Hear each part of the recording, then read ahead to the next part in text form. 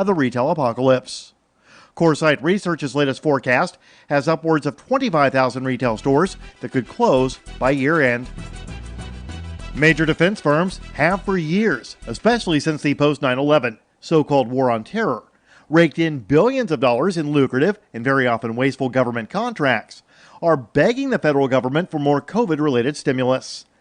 Activist Post reports that ultra-wealthy CEOs of the major defense contractors are citing the potential for record job loss among their massive workforce, though it's likely few among the American public will sympathize with the idea of bailouts and taxpayer handouts to names like Lockheed Martin or Raytheon. Brazen and unbelievable as it sounds, Bloomberg on Wednesday reported that CEOs of major defense companies, including Lockheed Martin, General Dynamics, Boeing, and Raytheon, urged the Pentagon's acquisitions chief and the White House's acting budget director to press for stimulus money, as the Senate is poised to consider another rescue package to ease damage caused by the coronavirus pandemic. Support for the Liberty Beat is brought to you by the Homestead Guru. The Homestead Guru is an educational website offering tips, tools, news, stories, and commentary on everything homesteading. Topics include green homes, gardening, animal husbandry, do-it-yourself, home remedies, alternative energy, survivalism, unschooling, and more. Those details are found online at thehomestead.guru. This is the Liberty Beat, powered by the SNLS Network at snlsnetwork.com. I'm Mick Murrow, reporting for the Liberty Beat, reminding you, spread liberty with a smile. I just got off the phone with New York. We are the #1 network in the world. And it is an honor to stand before you at such an exciting time. We're stretching boundaries that will irreparably alter people's perception of what they are willing to watch. And our next season will offer tantalizing programming that plays seamlessly into the desire of our viewers. Ladies and gentlemen, may I present to you just a taste of what ODS has to offer. You know the rules. Grow a pumpkin or go home. Here's the twist. Only one of you has the real pumpkin seeds. Are you a pumpkin or not? You call yourselves pumpkin growers? I know I didn't get the pumpkin seeds. I dug in there. They're bean sprouts. Starting a pumpkin alliance. Anyone grows a pumpkin, we split the money. Get out of my patch. This is the Onion News Network.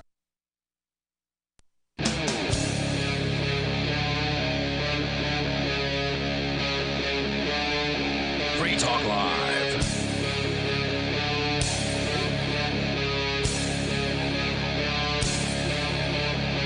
It's Free Talk Live. You can bring up whatever you want to discuss here on the radio with us on this live Saturday edition of the program. Our toll-free number is 855-450-FREE, like freedom. That's 855-450-3733.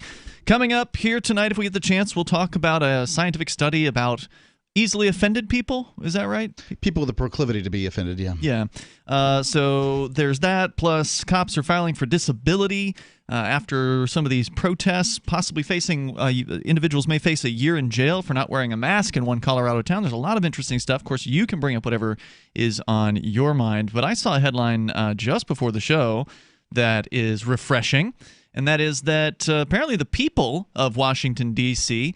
are way ahead of the politicians in Washington, D.C. as far as, you know, what changes they want to make in regards to drug decriminalization. Now, we know that in D.C. they did legalize cannabis. If you recall, that was a few years ago, I think. Recreational? Maybe. Yeah. Okay. Recreational cannabis is legal in D.C., and I believe that was like 4 years ago. It seems like it's been several years. It was right around the time when Colorado and I think it was like a year or two after Colorado and Washington did their thing, so like probably 2014, 2015. Okay. And thankfully, the federal government did not, in the form of Congress, did not try to stand in the way of that. Because that's one thing that can happen is if D.C. D.C. is a very unique place, and as a result, when their local government, in whatever manner, comes up with something, then Congress has the ability to stop it. How does that work? Like, because D.C. isn't really a state. That's right. So how does local government actually work there? I'm unfamiliar with. I'm sure it's ugly and awful like every local government everywhere. But sure. in this case, ballot initiative, I believe, has been passed. Okay. Meaning they got enough signatures. Do they have like a governor or anything familiar like that? City council. Okay. They have a city. I believe. I don't know if they're aldermen or councilmen. And a mayor. Yeah. And a so mayor. a similar structure, just maybe different titles. It's just that there's a layer of a check above them. So when the city council and the mayor or the voters pass a thing, so it could come from the voters, it could come from the council, but when something passes, my understanding, Congress can say no. They can come in there and say, nope, we're not going to let you do this. Because it's kind of like its own sovereign nation in a way. Right? Isn't it like the Vatican, where it's not really part of the United States, but it's yet it arguably the only part of the United States from the that's right. conspiracy theory. It's almost the inverse of that, right? Okay. Some of the conspiracy theories. Some people would say that Washington D.C. is the only part of the United States. That right. The rest that of that's the federal country, government, and that the rest of them are states that have joined into this union. That I would argue, should be able to leave. In fact, that we've all been sort of lied to about what a nation state is, and that Washington D.C. is a city-state that rules the entire planet. Or darn close to it. Yeah. The parts that Beijing doesn't. Good argument for that. But in this case, Maryland Republican Representative Andy Harris says D.C. won't decriminalize psychedelic mushrooms, cacti, and plants on his watch. This is according to the New York Post. Who's this guy? Representative Andy Harris from Maryland. So this is a U.S. rep. All right. Harris told the Post he's appalled that drug reform activists submitted Monday what they say is enough signatures to get an initiative on the November ballot making natural hallucinogens the lowest law enforcement priority. Hey, Andy, I got news for you. If you claim to be a politician performing, quote, the will of the people, unquote, and enough people go, hey, Andy, this is what we want you to do, well, then you're supposed to kind of do that, right? Isn't that the deal? Well, if you believe what they say. Isn't that how the deal works? It isn't how the deal works. I know. I'm it's quite opposite of what the deal works. Is that, these liars and thieves manage to find their way into power, and they have no care in the world for what the people think about anything.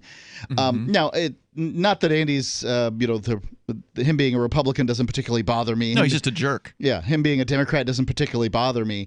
But this does seem to be happening with where marijuana gets legalized, and then along comes psilocybin mushrooms. Denver did it a couple years ago. Yeah, I think at this point. And the question I would have is what are these results?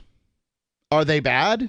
Because now we've got a little bit of had a little bit of time to have sort there of been figure it people out. like jumping off of buildings in psychedelic? That's what we're told. Yeah, we're told that if you Insanity. legalize LSD and psilocybin mushrooms, that people will tie towels around their neck and they will jump from buildings like Superman. And is that happening? I'm certain that there's some negative effects from drug legalization in Denver, because there's negative effects of all kinds of things. But the question is was it worth it? I'd be interested in that. The truest lyric I've ever heard in a song. All research and successful drug policy shows that treatment should be increased and law enforcement decreased while abolishing mandatory minimum sentences. Those are song lyrics? System of a Down. Okay, that's great. From the prison song. Very nice. So a little bit more here. Harris says he will force a House Appropriations Committee vote next week to stop the initiative, using the power of Congress over D.C.'s budget. Quote, "This is a bald-faced attempt just to make these very serious, very potent, very dangerous, both short-term and long-term hallucinogenic drugs broadly available," he said in an interview. "Public health has to be maintained. We know, of course, once you make it a very low enforcement level and encourage prosecutors not to prosecute it, what would prevent people from using hallucinogens, getting behind the wheel of a car, and killing people?" Well, the same question could be asked about, toilet bowl cleanser. So, I could chug that stuff, right? I could chug that stuff and get behind the wheel of a car. It's surely the results are not going to be good. The results aren't going to be good either way. But behind the wheel of a car, then I'm bringing that to the public. So, that particular reasoning doesn't make sense to me. There's what the AKC, the American Kennel Club, has an old saying, and it's called "ban the deed, not the breed." All right. What they mean is when like pit bulls get banned for one pit bull biting somebody. Doberman, a German Shepherd, Rottweiler. You pick the breed, Akitas. You pick the breed that has been that'll bite, and sure enough, there's been a campaign to get rid of them at some point in history. And this is really the thing: is that the problem isn't he didn't say that the problem was taking the drugs. He said the problem was getting behind the wheel, and if that's the case, then outlaw that. Indeed, and that's already outlawed. Yeah, driving intoxicated is, I mean, pretty excellent. much We've solved the everywhere. problem. Right. And also this whole idea that law enforcement is prohibiting people from doing these things is also a ridiculous fantasy. Going back to I've the done part... mushrooms dozens of times in my life, and there law was not enforcement one has ever time, been involved. and there was not one time where I thought about, oh my God, the police could find out. Right. Going back to the part where you said the Congress person or people have the power. Yeah. I wonder if you get elected to Congress or any political position at all, do you have like a He-Man moment where after you get elected, you're like alone by yourself? You're like, I have the power! I bet some of them are like that. I bet some of them get off. I'm sure they do. Well, okay, so it's widely known that J.R.R. Tolkien was an anarchist, right? Yes. And he wrote his books, The Hobbit and Lord of the Rings. The trilogy. The purpose of Lord of the Rings, the whole idea behind the Ring of Power was to show that once you got a hold of it, once you got a taste of it, it was really hard to let go. I don't know if it was Boromir or whom. I don't know how the names of all those characters or whatever, but one of these, the Kings of Men, got a hold of it, and he couldn't let it go. And of course, Gollum is another good example. Shiny. And this is what it's like. And Arnold Schwarzenegger, in an interview afterwards, basically said the same thing. He said the same thing, yeah. He said that the power was addictive. Yep. And you can only imagine what it's like today for somebody like, say, Barack Obama, who just a few years ago was able to turn the ship of state at his whim. On the other hand, now he's just some guy on a speaking tour. So he goes on with his claptrap. Harris plans to force a vote on a budget rider to a financial services bill due for markup. Committee Chairwoman Nita Lowey didn't. And by the way, this is another way that American people are poorly served. Is the United States government doesn't have to have one bill at one time.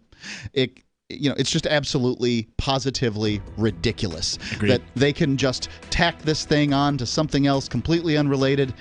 And what do we get as a result? We get crappy legislation. And apparently, it was actually just over a year ago that Denver did pass the local initiative in just the city. So there's already some retrospective on that. So we'll look into that and see, if people have been insanely behaving more crazily because of mushrooms. I don't think so, though. More on the way. It's Free Talk Live. The next generation wallet is coming from Divvy. In just a few taps, you'll be able to send, earn, spend, and exchange digital money in seconds. Send money around the globe with only a swipe. Instantly exchange between Divvy, Bitcoin, and fiat right in the mobile app and withdraw directly to your bank account. Divvy already offers the first one-tap solution for earning passive income with crypto. Multi-tiered masternodes allow everyone to partake in the network. Visit DivvyProject.org. DivvyProject.org. Did you know you can support freedom of speech just by visiting shop.freetalklive.com? You'll see links to Walmart, Love Java, Newegg, and more. Every day, Free Talk Live is at the forefront of the liberty movement as the biggest liberty-oriented talk show in the world, giving you a platform to be heard on any topic. Get listener-only specials without doing anything other than an extra click. Visit shop.freetalklive.com. Use the links and buy what you'd be buying anyway. Take action now. Save and support freedom. Visit shop.freetalklive.com. It's shop.freetalklive.com. Remember when you first heard about Bitcoin? How long did it take you to realize this little project would soon change the world? Do you kind of wish you had gotten involved sooner? Well, now is your chance to be a part of the next revolution in money. Intercoin is working to finally make crypto go mainstream. It's designed to be scalable enough to support everyday payments and even elections without the state. Bitcoin was originally supposed to be a peer-to-peer cash system, the way we would all pay one another without having to trust any third party. But instead, over time, it mostly became a store of value. That's because every 10 minutes, the Bitcoin network must put all transactions into a block, and that block can only hold so much. If crypto is to become mainstream, for people to use it for everyday payments, we need a new architecture, one that is as secure as Bitcoin while being far more scalable. Check out intercoin.org to find out more and maybe pick up some of those coins for yourself.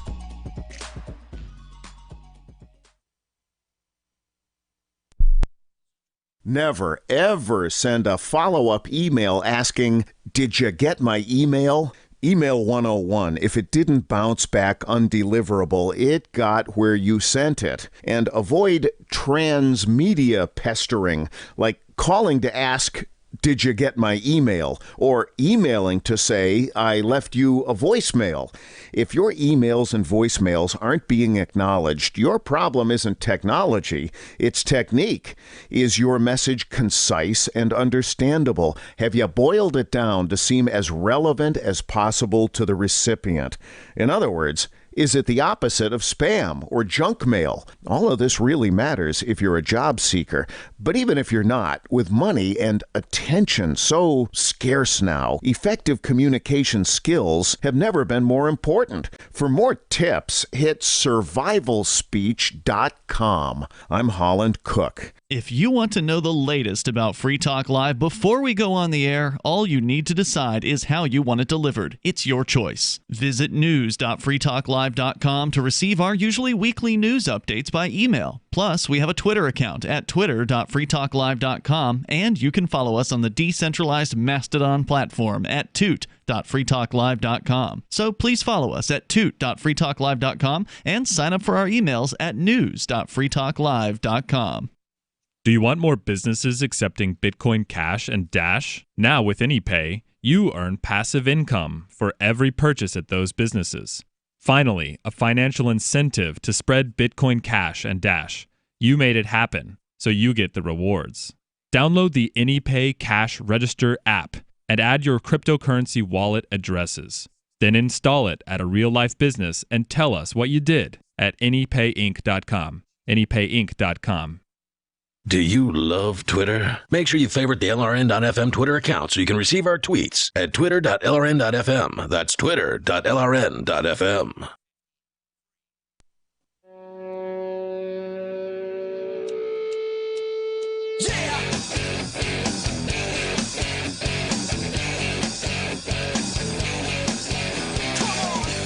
It's Free Talk Live, and you can take control of the airwaves here. Our toll-free number is 855-450-FREE, like freedom. That's 855-450-3733. We have the Discord call-in line rooms. Head over to discord.lrn.fm. Hop into one of those. You'll sound almost like you're sitting here in the studio with us tonight. It's Ian. L. Captain Kickass.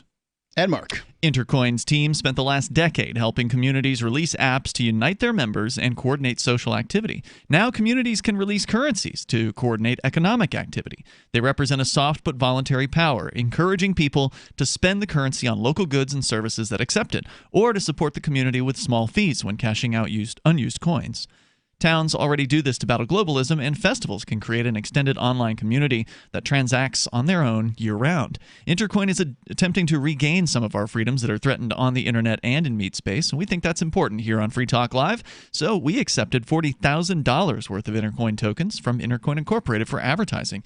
If you think this freedom is important too, check out Intercoin at intercoin.org. You can invest in this project and potentially make big gains, or just be involved and perhaps shape its future. Intercoin.org. A little bit more coming up here on the DC progress on the initiative that is going to purportedly, if it gets on the ballot and passes, and supposedly they have more than enough signatures, they just have to get them all validated now at this point. So it's still in the process, but there's a good chance that on the ballot this November in Washington, D.C., that they will be voting to decriminalize not just psychedelic mushrooms, but any plant-based or any plant that from which I guess something can be extracted. So we can get into a little bit more on what that would mean. So peyote, for instance, I believe would also be legalized under this. Arguably, according to one of the stories at Reason.com, maybe even DMT. So we go to your phone calls and thoughts. Larry is in Indianapolis. You're on Free Talk Live. Hello, Larry. Hey, you talk about the District of Columbia. There's a big story behind that. All those slaves got stuck there when the Civil War broke out, right? So they knew that they had to keep control Larry. over the I'm sorry, I didn't mean to government. interrupt. I just have to correct you. It's the District of Criminals. Well, they are because we let them be a district of criminals. Okay. But I've noticed a trend, right? They have here in my city, Indianapolis, a large homeless population, right? They're right in the center of downtown where all the windows and stuff are boarded up, and they're not going out talking about social distancing or anything else with them. They're down there packed in like sardines, even at the shelters. So I was reading over the Medical Emergency Health Powers Act, and there's one section that provides for that. That it says if you have a hot spot, you know they've been talking about hot spots? Yep. You can actually go into that area and collect those people and forcibly quarantine them and make them take a test or whatever treatment you want them to have. And when you say you mean the government? They're doing. You mean the government? Yes, the health officials of the state and of the city. I think they leave that burden to the state and on a local level to our public health officials. They come out and they can declare any area a hot spot or a spot that's bending the curve or whatever, and everybody in that area can be rounded up. So you basically become a medical prisoner at that point, is what you're saying? Yeah, you do. You become a medical prisoner, and not just that, but you become a medical prisoner at gunpoint. Yep. So usually you need guns to operate a prison. I would just advise anybody. You know, I'm not that smart, right? I don't know. When You seem pretty in smart to me. 1997, when the first draft of the Model Emergency Health Powers Act came out, I did examine that, and we had a discussion about it here in our city. Now, is this national or is this in an Indiana well, thing? what it is, go ahead and find it. But you know what it is it extracts stuff. You know, after, before and after 9/11, right? Like the Patriot Act, they had a law set up in case we had bioterrorism. Remember all the anthrax scares and so forth? So what they're doing now is they're using that protocol, and we don't have thousands of people dying a day. We don't have mayhem and stuff, but they're trying to fan the flames and get that going. Even here in our city, we have now, if you get caught without the COVID mask, it's first a $50 fine, second $250, third time $1,000. Wow! And you say you're not gonna pay it. All they do the public health officials. Have you got a home? I do have a home. They put a lien on it. Okay, then what they do is, according to the system where they public health officials, all they do is add it onto your property tax. And if you don't pay it, they'll sell your home. So that's what the deal is, and it's going to happen across the state. But you guys, I'm not saying that you don't have an informed program right now, but you need to get that model emergency. Well, that's what we rely on you for, Larry. Thank you for the call tonight. I appreciate hearing from you. In fact, Captain, you had a related story since he brought up the mask crackdown, where they're facing upwards of $1,000 fine that can be apparently attached to your property taxes, which is amazing. There in Indianapolis, you had a story about a potential year in jail for not wearing a mask in some city. Go ahead and pull that up when you get a chance, and we can talk about that. I've got it right here. Colorado City. This is from so it was Colorado. Fox News. Yeah, Colorado City to mandate coronavirus face coverings, threatening up to a year in jail for violations. City issues emergency order as coronavirus cases are on the rise. The city of Englewood, Colorado. This is a suburb. Englewood, always up to no good. Yeah. No good? I don't know. Located just south of Denver, will require all citizens to wear face masks Friday. which arguably yesterday, as coronavirus cases are on the rise. Violators will have the right to a trial, but could face up to a year in prison and or a $2,600 fine. Wow. Right, and don't forget that trials at this point in the United States are nearly worthless. Oh, I'm sorry to say it. Yeah, no, I was reading another article earlier yesterday talking about most people don't get their day in court. They never do. Everything's settled out of court. Well, that's because they don't want it. Well more than 99% of cases. Yep. Well more than 99% of cases play out without ever going to trial. Right. And it's here's the reason is that it makes perfectly good sense not to go to trial, because once you do, these placid dopes that get called to the jury. And I'm sorry, I mean, like, I don't mean to. You're probably not going to get a jury in a lot of smaller time cases. Right. But even if you do get a jury, it's a jury populated with people who are not experts in the law. Yeah, it'll be populated with mass people. Skeptical of the government at all. How do I get a jury? How do I? You go through the voir dire process where you can ask questions and you can eject potential jurors. How do I get a jury that doesn't already have a developed opinion about masks? Because normally, like, when you go into a jury selection, it's like, do you know this defendant? Are you familiar? Do you have relations or with them, or is there some sort of connection that you have?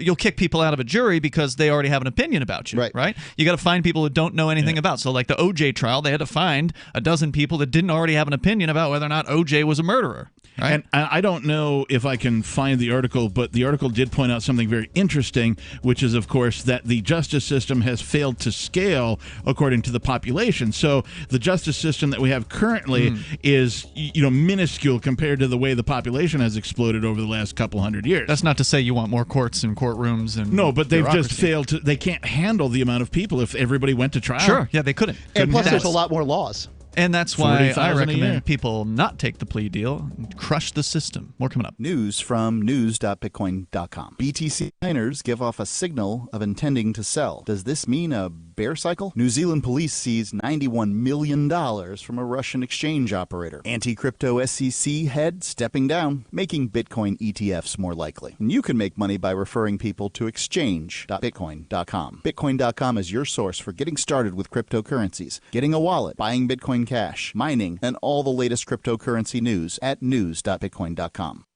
Do you want more businesses accepting Bitcoin Cash and Dash? Now with AnyPay, you earn passive income for every purchase at those businesses. Finally, a financial incentive to spread Bitcoin Cash and Dash. You made it happen, so you get the rewards. Download the AnyPay Cash Register app and add your cryptocurrency wallet addresses. Then install it at a real-life business and tell us what you did at anypayinc.com. anypayinc.com. Free Talk Live. How dare you, and who do you think you are? I mean, it's my life, it's my business. I should be able to run it how I want to, and my customers should be able to make the choice for themselves as to whether or not they want to do business with me. And they should be able to make that choice based on the quality of my product or my reputation or the fact that I've got third-party certification or whatever factors they deem important. If I'm doing business and you don't trust me or you think I'm shady, then you don't have to do business with me. In fact, you can tell other people what you think about my business and my practices, and maybe they also will join you in not doing business with me. There's no need for government regulations out there. The marketplace can handle third-party certification of various different products and services to where people who are concerned about whether or not the business they're dealing with is trustworthy can check with a verifiable resource that indeed this is a trustworthy individual or a trustworthy company that you're doing business with. Free Talk Live, 7 nights a week from 7 to 10 Eastern, live on the Liberty Radio Network at LRN.FM. My name is Jacob Hornberger. I'm president of the Future of Freedom Foundation, which Congressman Ron Paul awarded for having an outstanding freedom website.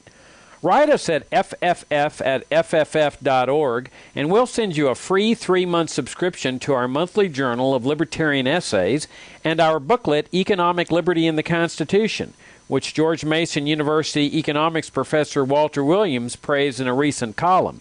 That's fff@fff.org.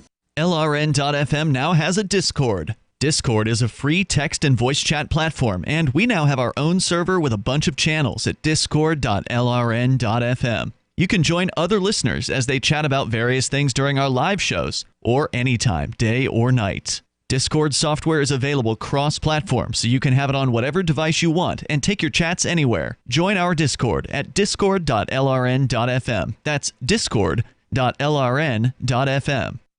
The political world is a maddening cesspool of corruption and lies. Nobody tells the truth. Nobody keeps campaign promises. Nobody obeys the Constitution. Nobody puts the people first. How can we ever escape this web of tyranny? Vote for nobody. Hi, my name is Nobody. I'm running for governor of New Hampshire because nobody knows how to live your life better than you do, and nobody deserves that kind of power. I want to put you back in control of your money, your lifestyle, your work, your body, and your life. Nobody should rule you but you. New Hampshire convicts many people of so-called crimes that should never have been prosecuted. If elected, I will pardon every victimless crime in New Hampshire history. This includes drug, gambling, prostitution, gun, and driving offenses. Nobody should have a criminal record when they have not harmed anybody. Wouldn't it be nice to have nobody telling you what to do? Learn more at electnobody.com. electnobody.com. You can put the Liberty Radio Network on the air in your area. Visit broadcast.lrn.fm to learn how. Broadcast.lrn.fm.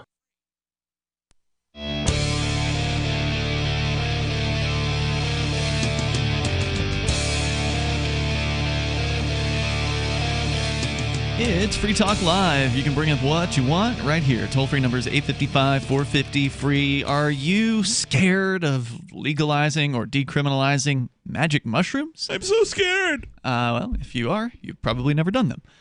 You can join us here at 855-450-FREE. Also, Bitcoin.com is a great place to go and learn about cryptocurrency. There's, of course, Bitcoin, there's Bitcoin Cash, and there's thousands more of them out there.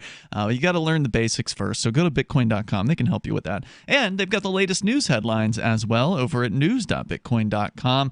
Really useful information there at Bitcoin.com. Longtime sponsor here on Free Talk Live. Now, I wouldn't take such a cavalier attitude towards magic mushrooms or, frankly, any mind-altering substance, period. Mm-hmm. I think that, some people do take... Even though it is arguably one of the safest drugs on the planet. What do you mean when you say safest? Well, you can look up the Professor David Nutt, which is really a great name, but he, N-U-T-T. Like, can you OD on mushrooms? Basically, no, from what I understand. Like you can't OD on marijuana. Yeah. But actually, there's a chart that Nutt, who used to be a drug prohibitionist in the UK government, so he was like their drug czar or whatever, and he changed his mind, and he came out with a chart of the relative harms of all the sort of most popular drugs on the planet, and they rank them based on the harm that they cause to the individual and the harm that they allegedly cause to society, whatever that means. Yep. So they have two different rankings, and they sandwich the two numbers together, and they get a total, and then you see which ones are the most dangerous. Heroin and alcohol by far were the most dangerous. They were like tied for first place. And alcohol because of its proclivity, heroin because of just sort of the addictiveness.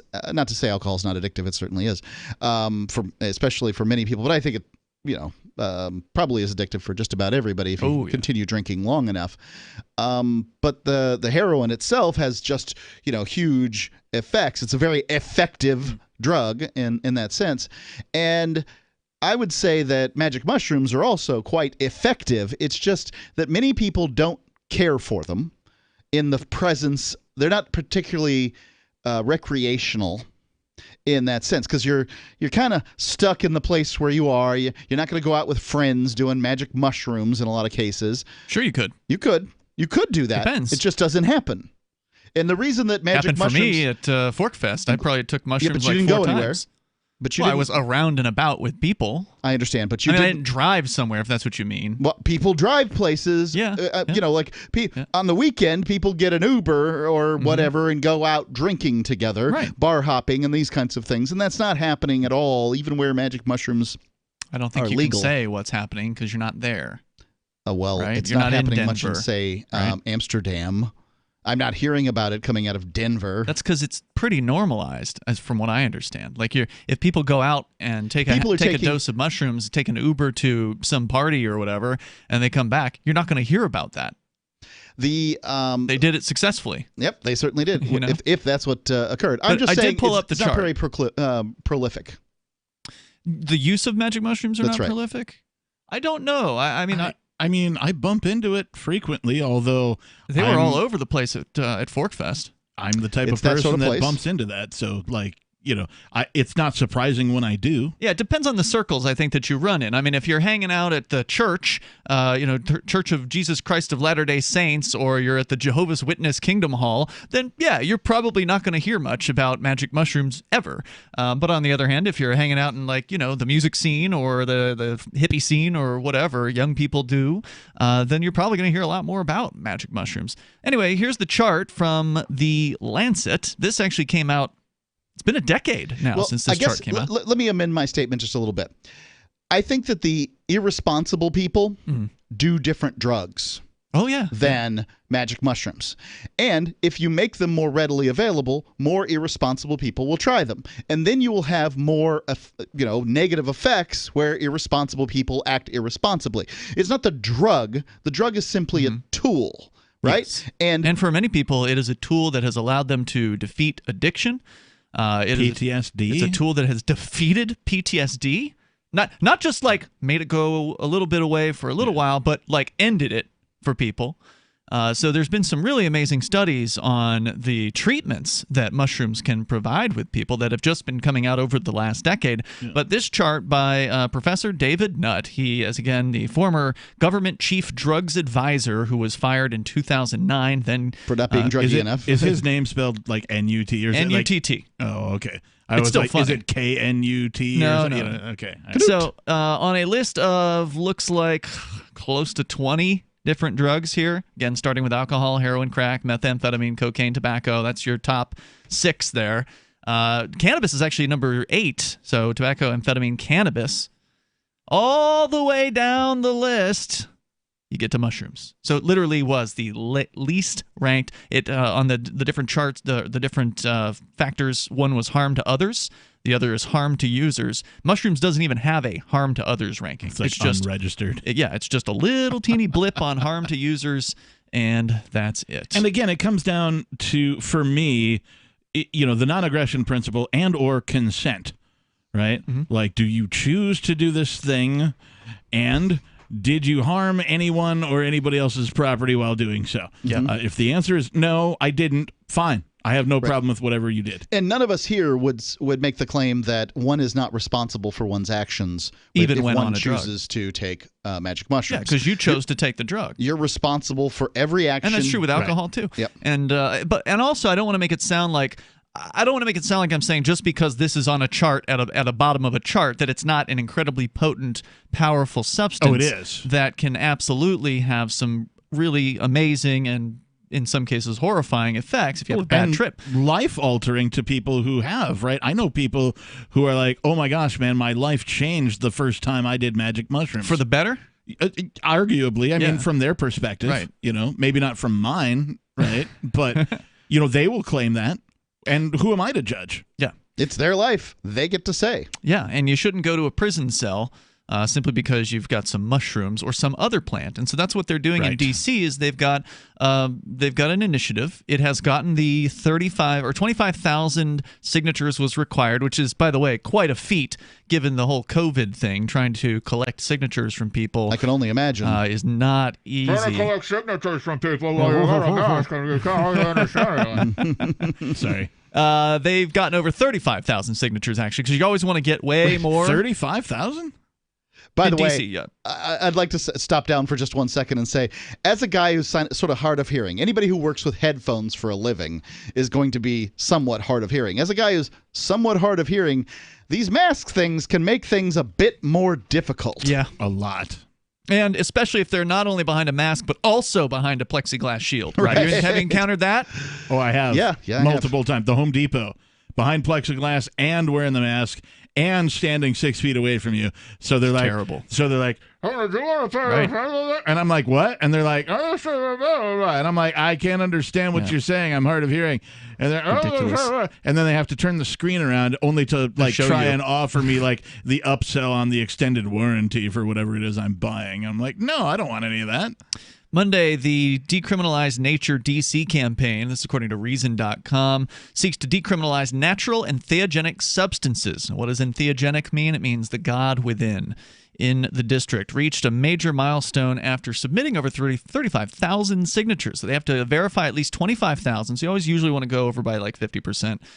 Because there's a ton of signatures that'll get thrown out. Right. Initiative 81, which is also dubbed the Entheogenic Plant and Fungus Policy Act of 2020, would, quote, make investigation and arrest of adults for engaging in practices with entheogenic plants and fungi among the lowest law enforcement priorities for the District of Columbia.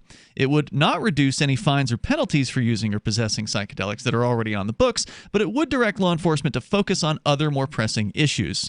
The proposal calls for a non-binding, or includes a non-binding call for both the D.C. Attorney General. This is the poor use of the word decriminalization, because decriminalization means it's no longer a criminal offense. Yeah. This makes it the lowest prosecutable offense. It's true, but it has had some effect, I believe, out in Denver. And we I just don't like the word. It's false. Yeah, 855-450-FREE. That's 855-450-3733. You can take control of the airwaves and bring up whatever's on your mind. Free Talk Live. Have you ever thought about turning your Glock, XD Family, or 1911 handgun into a semi-automatic carbine? It only takes about 30 seconds. The MacTech Carbine Upper is classified as an accessory and can be delivered right to your doorstep with no FFL or background check required. It's the world's most versatile pistol accessory. Build your custom upper today. Simply go to handgunconversion.com. That's handgunconversion.com. Get healthy, not high, with 100% pure CBD powerful natural pain relief from Veterans Vitality. GCN listeners, have you ever thought about how CBD may help you? I'm sure you have heard about the many benefits of CBD. Well, here's your opportunity to try before you buy. Created by veterans and for everyone who deserves better choices, our CBD is derived from organic hemp, grown in the USA and third-party tested. Veterans Vitality CBD saves you as much as 25 to 50% over our competition, and a portion of all sales is contributed to veteran nonprofits and events. Many of our customers have experienced improved quality of life, help with anxiety, PTSD, and overall well-being. Our products do not contain THC. They are safe, non-addictive, effective, and 100% legal. GCN listeners, get your free trial bottle of premium CBD by simply paying shipping and handling at GCNFreeCBD.com. That's GCNFreeCBD.com. Again, GCNFreeCBD.com. Offered by Veterans Vitality Premium CBD. Hi, I'm Dan Pilla. I started fighting the IRS over 40 years ago when they tried to seize my mother's house. I sued the IRS and won. I beat the IRS then, and I've been beating them ever since. I wrote the book on tax debt settlement, and I've helped thousands of people deal with tax problems they thought might never be solved. I can help you too. If you owe taxes you can't pay, don't wait another day. There's no such thing as a hopeless tax case. Call 800-34-NO-TAX or go to my website, danpilla.com. That's danpilla.com, danpilla.com. Is spreading the message of liberty, cryptocurrency, and peace around the globe worth $2 per month to you? As you may already know, in addition to our internet feed, LRN.FM broadcasts on free-to-air satellite across North and Central America, as well as Sub-Saharan Africa. And we've been available on satellite for free 24/7 since 2010. The LRN.FM free-to-air satellite signal is reaching some of the most oppressive regimes in the world, and there's no doubt our ideas are making an impact. You can learn more about the channel's impact by watching the 3-minute video at fund.lrn.fm. If you'd like to help free minds globally with our ideas of liberty, cryptocurrency, and peace, you can donate as little as $2 per month via fund.lrn.fm. You can help us continue and expand our satellite broadcast to multiple continents. Visit fund.lrn.fm today, and thank you for your help. Don't forget to share the link on social media. That's fund.lrn.fm. The LRN.FM social media channels have been revamped. We've eliminated Facebook and focused on other platforms like Twitter and Mastodon, the decentralized alternative to Twitter. On our accounts, you'll find posts from multiple LRN.FM show hosts together in one place. Follow us on Twitter at twitter.lrn.fm, or better yet, move to the decentralized Mastodon social media platform at toot.lrn.fm, toot.lrn.fm. I think you'll like it. Bitcoin.com has launched a trading platform at local.bitcoin.com, allowing you to buy or sell Bitcoin Cash via dozens of payment methods like PayPal, Venmo, bank deposit, remittances, or meeting in person with cash. There are no ID requirements to sign up for and use the site, and all communications between buyers and sellers are encrypted. Finally, a global trading platform that respects your privacy. Visit local.bitcoin.com to get started trading Bitcoin Cash. local.bitcoin.com. Help get LRN.FM into more ears. Visit promote.lrn.fm for a free bumper sticker, flyers, banners, graphics, and more. Promote.lrn.fm.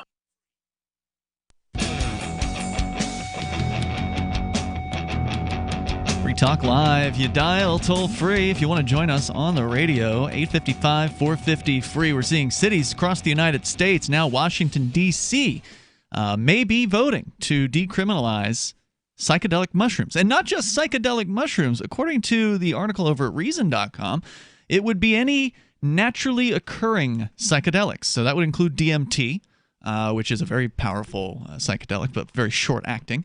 Mescaline, which I've never had the opportunity to use. Dear God, I can hardly believe it. And which is in peyote, which is as a cactus. I would have. I'm sorry. I maybe I don't know you as well as I think I did, but I would have suspected that you would have tried mescaline at some point in your life already. Have you? No, I have not. But I just figured that if anybody sitting around here right now did, that you would be the candidate. Yeah, I would have thought that too. What about you, Mark? Have you done mescaline? If anybody was sitting around here that had tried mescaline, I would think it would have been you. I was just asking. I don't know what you've done. The answer is no. Psilocybin, of course, is the active ingredient in psychedelic mushrooms as well. Campaign organizer Melissa Lavasani says, quote, "We thought it was really important to focus on what grows in nature. So again, the initiative wouldn't reduce the fines or penalties for use of or possession, but would basically tell law enforcement to look the other way and find something else to do." Right, and this is a belief of people who, a certain group of folks out there that are like, hey, look, either you believe God made all this stuff and that it's therefore fine. Mm-hmm. You know, he gave it to us, the fruits of the fields. Or nature provided it, or whatever your belief the case is, or whatever your philosophy is. But that's their sort of theory is that it's good. Now, look, arsenic is naturally occurring too. I don't recommend taking it, but that's their philosophy, and fine by me. Let's not forget that belladonna and angel's trumpet are some pretty powerful stuff. Psychedelics have gained ground in recent years due to promising medical research conducted by Johns Hopkins Center for Psychedelic and Consciousness Research. Who knew that existed? Wait, the what? Johns Hopkins has a center for psychedelic and consciousness research. I'm considering a career change. Right? The Multidisciplinary Association for Psychedelic Studies, that's MAPS, we've talked about them for years, King's College in London, and other researchers around the globe. U.S. laws haven't caught up with the breadth and research on psychedelics. Psilocybin and mescaline are prohibited under Schedule 1 of the Controlled Substances Act, which, of course, is the federal government's list of bad, evil drugs. And remember, Schedule 1 also includes marijuana, right there with heroin, so it's insane. And the category for drugs that they say are prone to abuse, dangerous, and have no therapeutic applications, despite the fact that there are a ton of them. And they've been used for centuries, millennia in many cases, for certain types of therapies and religious services. Has Salvia remained legal? Yes. In most places. That's amazing. Which also is very powerful. Salvia divinorum is it's a member of the sage family. And it is an hallucinogenic. Oh, yeah. Of the order of, say, I don't know, acid or something like that. It's short acting. Different levels of potency, but yeah, it lasts 15 minutes or something like that. It's Five, a very minutes, short. 10 minutes. It's a very short period of time. Now, the first time I did that, I did like the 1X. The 1X, yeah. I giggled a little bit. And I thought it was great. I'm like, oh, this is awesome. I saw things in 3D. Did you? Okay. You know, kind of like Viewmaster style. I don't know if you guys are old enough to remember Viewmaster. Right? Like, but like I was just standing, I was at like a camping thing. There was a fire, and I was like, whoa, the fire looks really cool. The next time I did it was 10X. Oh my! And I didn't know what I was doing, and it was just some guy had some. I'm like, oh, it was fun last time. Where I'll do some. Where were you with the 10X? I was at like a friend's house. Okay. An apartment, standard apartment complex type thing, and like I went blank, right? Like I was in like the construct from the Matrix. Whoa. Like I disappeared from reality inside my own mind, and I was in just this white space. and everything I said had giant words appear, like to come from either side of my vision into the center of my view and then meld together in the center. My friends told me that I was basically mumbling on the ground and drooling, and so that was the last time I did Salvia. They said that as I went to the ground, I was sitting down on a couch when I did it, and then I sort of like made my way off the couch onto the floor. They said that they flowed from the couch to the floor. They said that they thought I said hug me, but I think I was saying help me. I'm not really sure. The details remain sketchy. Yeah, with the 15 minutes, you couldn't, in all likelihood, couldn't even get an ambulance to respond in that amount of time. Right? Yeah. By the time the ambulance of showed up, I'd have been like, "What are you guys doing here?" Yeah. You come out of it pretty fast. You always want to have a trip sitter there on a Salvia trip because that's the kind of thing where you could jump out a window. Playing with matches or something, yeah. Like you've completely lost touch with reality. I just crawled under the floor, apparently. Yeah. The floor is your friend. You can never fall off the floor. That's true. Right? As far as I'm concerned. So if you're going to go, like if you ever find yourself in a drug-induced situation where you're sketched out or whatever, I recommend the floor. Yeah, safest place to be there. I also, Captain, have had a similar Salvia experience. Not quite. Really? I didn't go quite so far in or out of reality in my case, but it was also similar in that the first few times I did it, I did just like the leaf. I don't know if they call that 1X, but just the normal leaf of the plant. Yeah. And that was just like, I got like a funny body buzz and kind of giggled a little bit. It was just kind of fun. But then I did like a 12X or something like that. Wow. And that was the time the only time I've ever dropped and broken somebody's bong. I was holding you horrible person. Yeah, man. I'd gotten up, I guess, with the bong in my hand, and I felt like nothing existed outside of my vision. Like I had a very persistent feel, like at a very deep level, this feeling that there was nothing behind me, that everything that existed was existing in my vision. That if I were to somehow turn, there would be nothing there. Oh, okay. Horse blinders or something. It was very an unusual sensation, but I guess I was so focused on it that I just let go of the dude's bong, and so I bought him a new bong. See, and that's how it's supposed to go, right? If you harm somebody or somebody else's property, you make it right. You make them whole again. That's justice. Yeah, it's an intense. Well done. So the point of you bringing that up is to prove that we already have these incredibly intense psychedelics that are already legally available in the United States. Like the both times that I did it, the person who got it off the internet. Mm-hmm. They just went on the You just internet, order it. put it in their credit card, No problem. shipped it, no problem. Put it into a pipe. So a little bit more here about this. Let's go to John. He's calling from Dover, Delaware, listening to WDOV. Hey, John. Oh, hey, fellas. Yes, Salvia extract, man. I'm down in Fort Lauderdale. I lived down there for about 12 years, and I get put on probation for doing some dumb stuff as usual, but I like to smoke marijuana. So I go to the local head shop because my buddy tells me they got this Salvia stuff, man, just like pot. So I go in there thinking this. Yeah, they got me good, bro. So I get the maximum strength. Thinking, man, I want the maximum, bro. How many X's so is the hold on? How many X's was the maximum? It was the 10X. It was the 10. I think they've got 20 or I had higher no now. idea about this stuff, man. I just thought it was going to be a marijuana similar kind of high, you know? Poor bastard. So. Were you alone when you used it? I know, it gets worse, dude. I bet it does. Worse, oh, my God. Did you go home alone with this stuff? Were you there with yes, anyone else? I went home alone with it. Oh, I went home by myself with it. I get back to the This is how apartment. houses start on after fire. work. Man, I pack a big one up because I'm expecting this stuff to not do nothing to me, man. Right. So I take a rip, I hold it in for as long as I can, and the next thing I remember, like I guess Mark was just saying with the horse blinders, there was only my central vision, and that was it. Was it Mark that said it? I said that. No, when you hear drug stories told on the air, it's unlikely to be Mark. Yeah. Okay, cool, man. So anyway, but then all of a sudden, like in the 70s show begins out, that psychedelic kind of coloring that goes in the background starts up. And that's all I see. And then Bert and Ernie from Sesame Street pop up out the woodwork, man. And I'm like, what the hell is going on? Well, they're mocking every word that I'm saying. What the hell's going on? They've always been doing that to me anyway. Me and you both, man.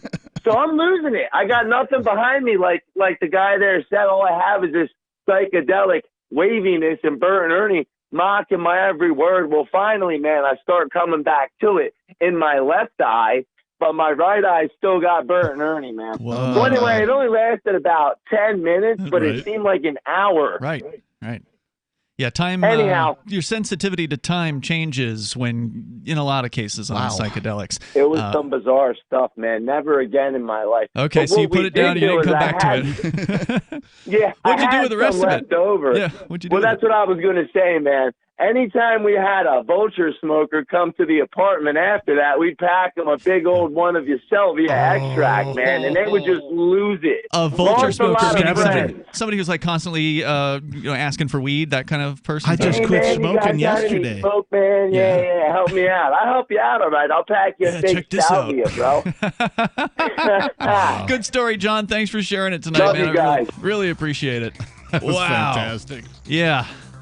Stuff's totally legal. And it is one of the strongest trips I've ever been on. I like the first 855. one, not the second one. 855-450-3733. DC may be decriminalizing or making the lowest law enforcement priority all sort of natural psychedelics, so like psilocybin natural. mushrooms and other things. More coming up here. It's Free Talk Live. Got shaving irritation? Shave Secret shaving oil can help stop it. Shave Secret doesn't cost much and is an all-American product. My name is Chuck Howard, and I developed Shave Secret and pioneered its use starting back in 1991. Ingrown hairs drove me nuts for years. Shaving oil changed all that. Why put up with ingrown hair, bumps, red rash, nicks, and cuts?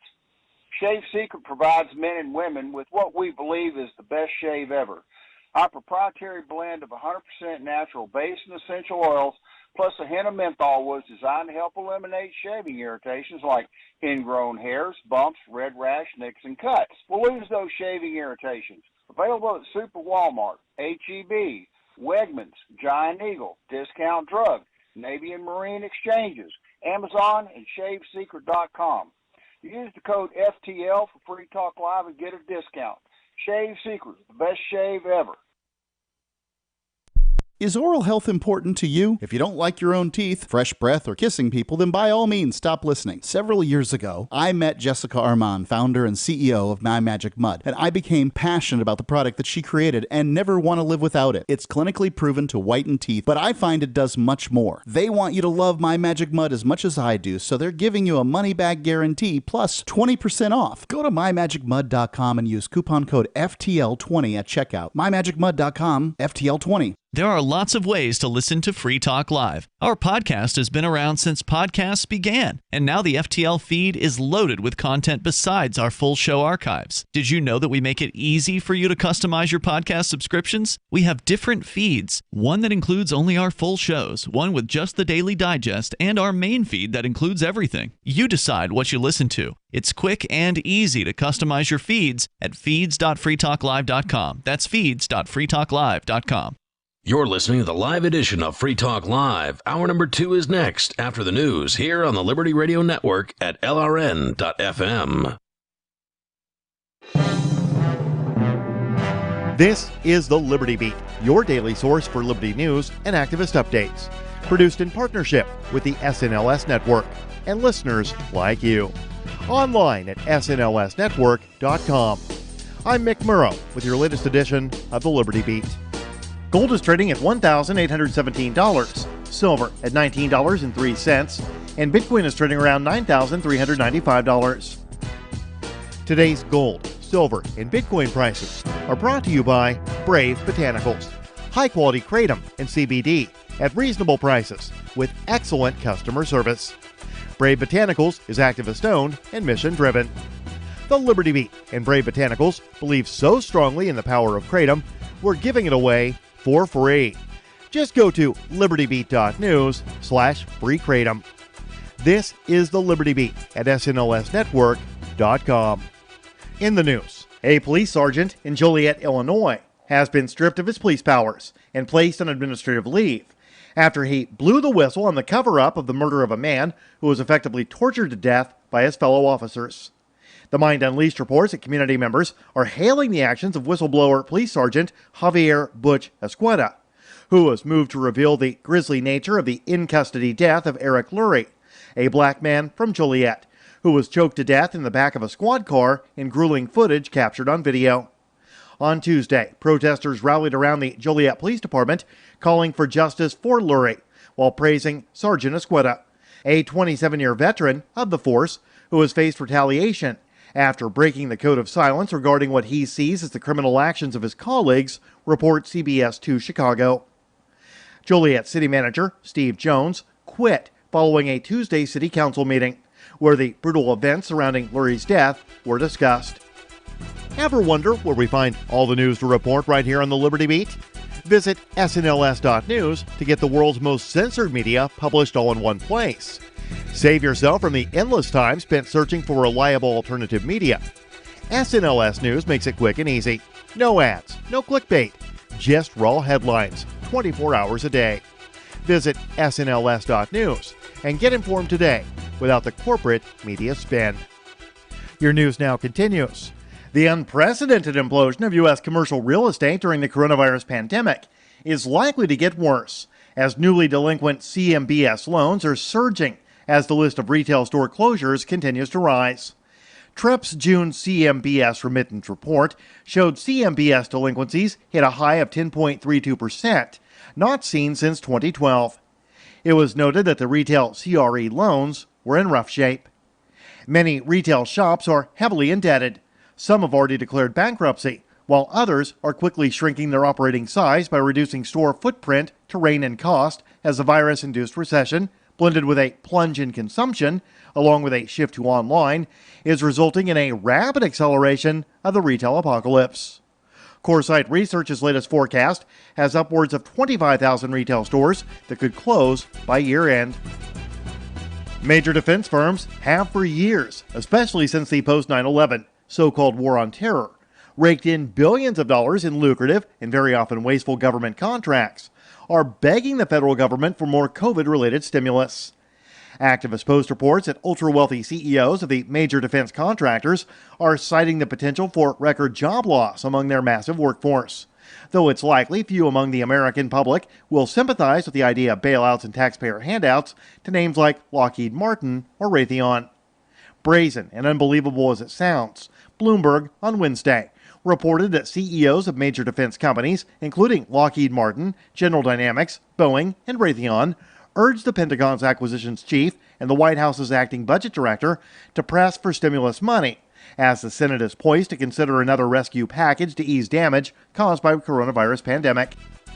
Support for the Liberty Beat is brought to you by the Homestead Guru. The Homestead Guru is an educational website offering tips, tools, news, stories, and commentary on everything homesteading. Topics include green homes, gardening, animal husbandry, do-it-yourself, home remedies, alternative energy, survivalism, unschooling, and more. Those details are found online at thehomestead.guru.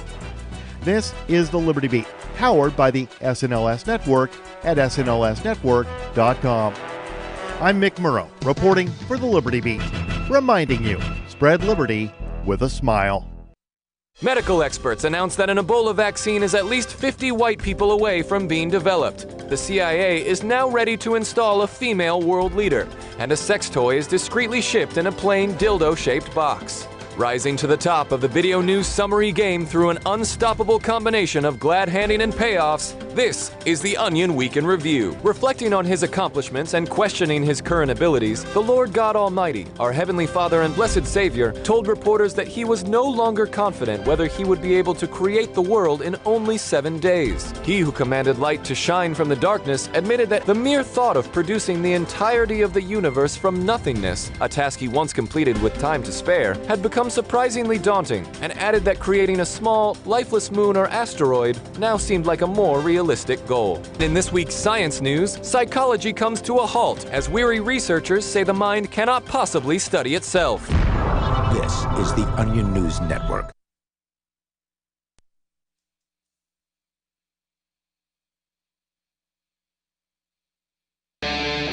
Free Talk Live.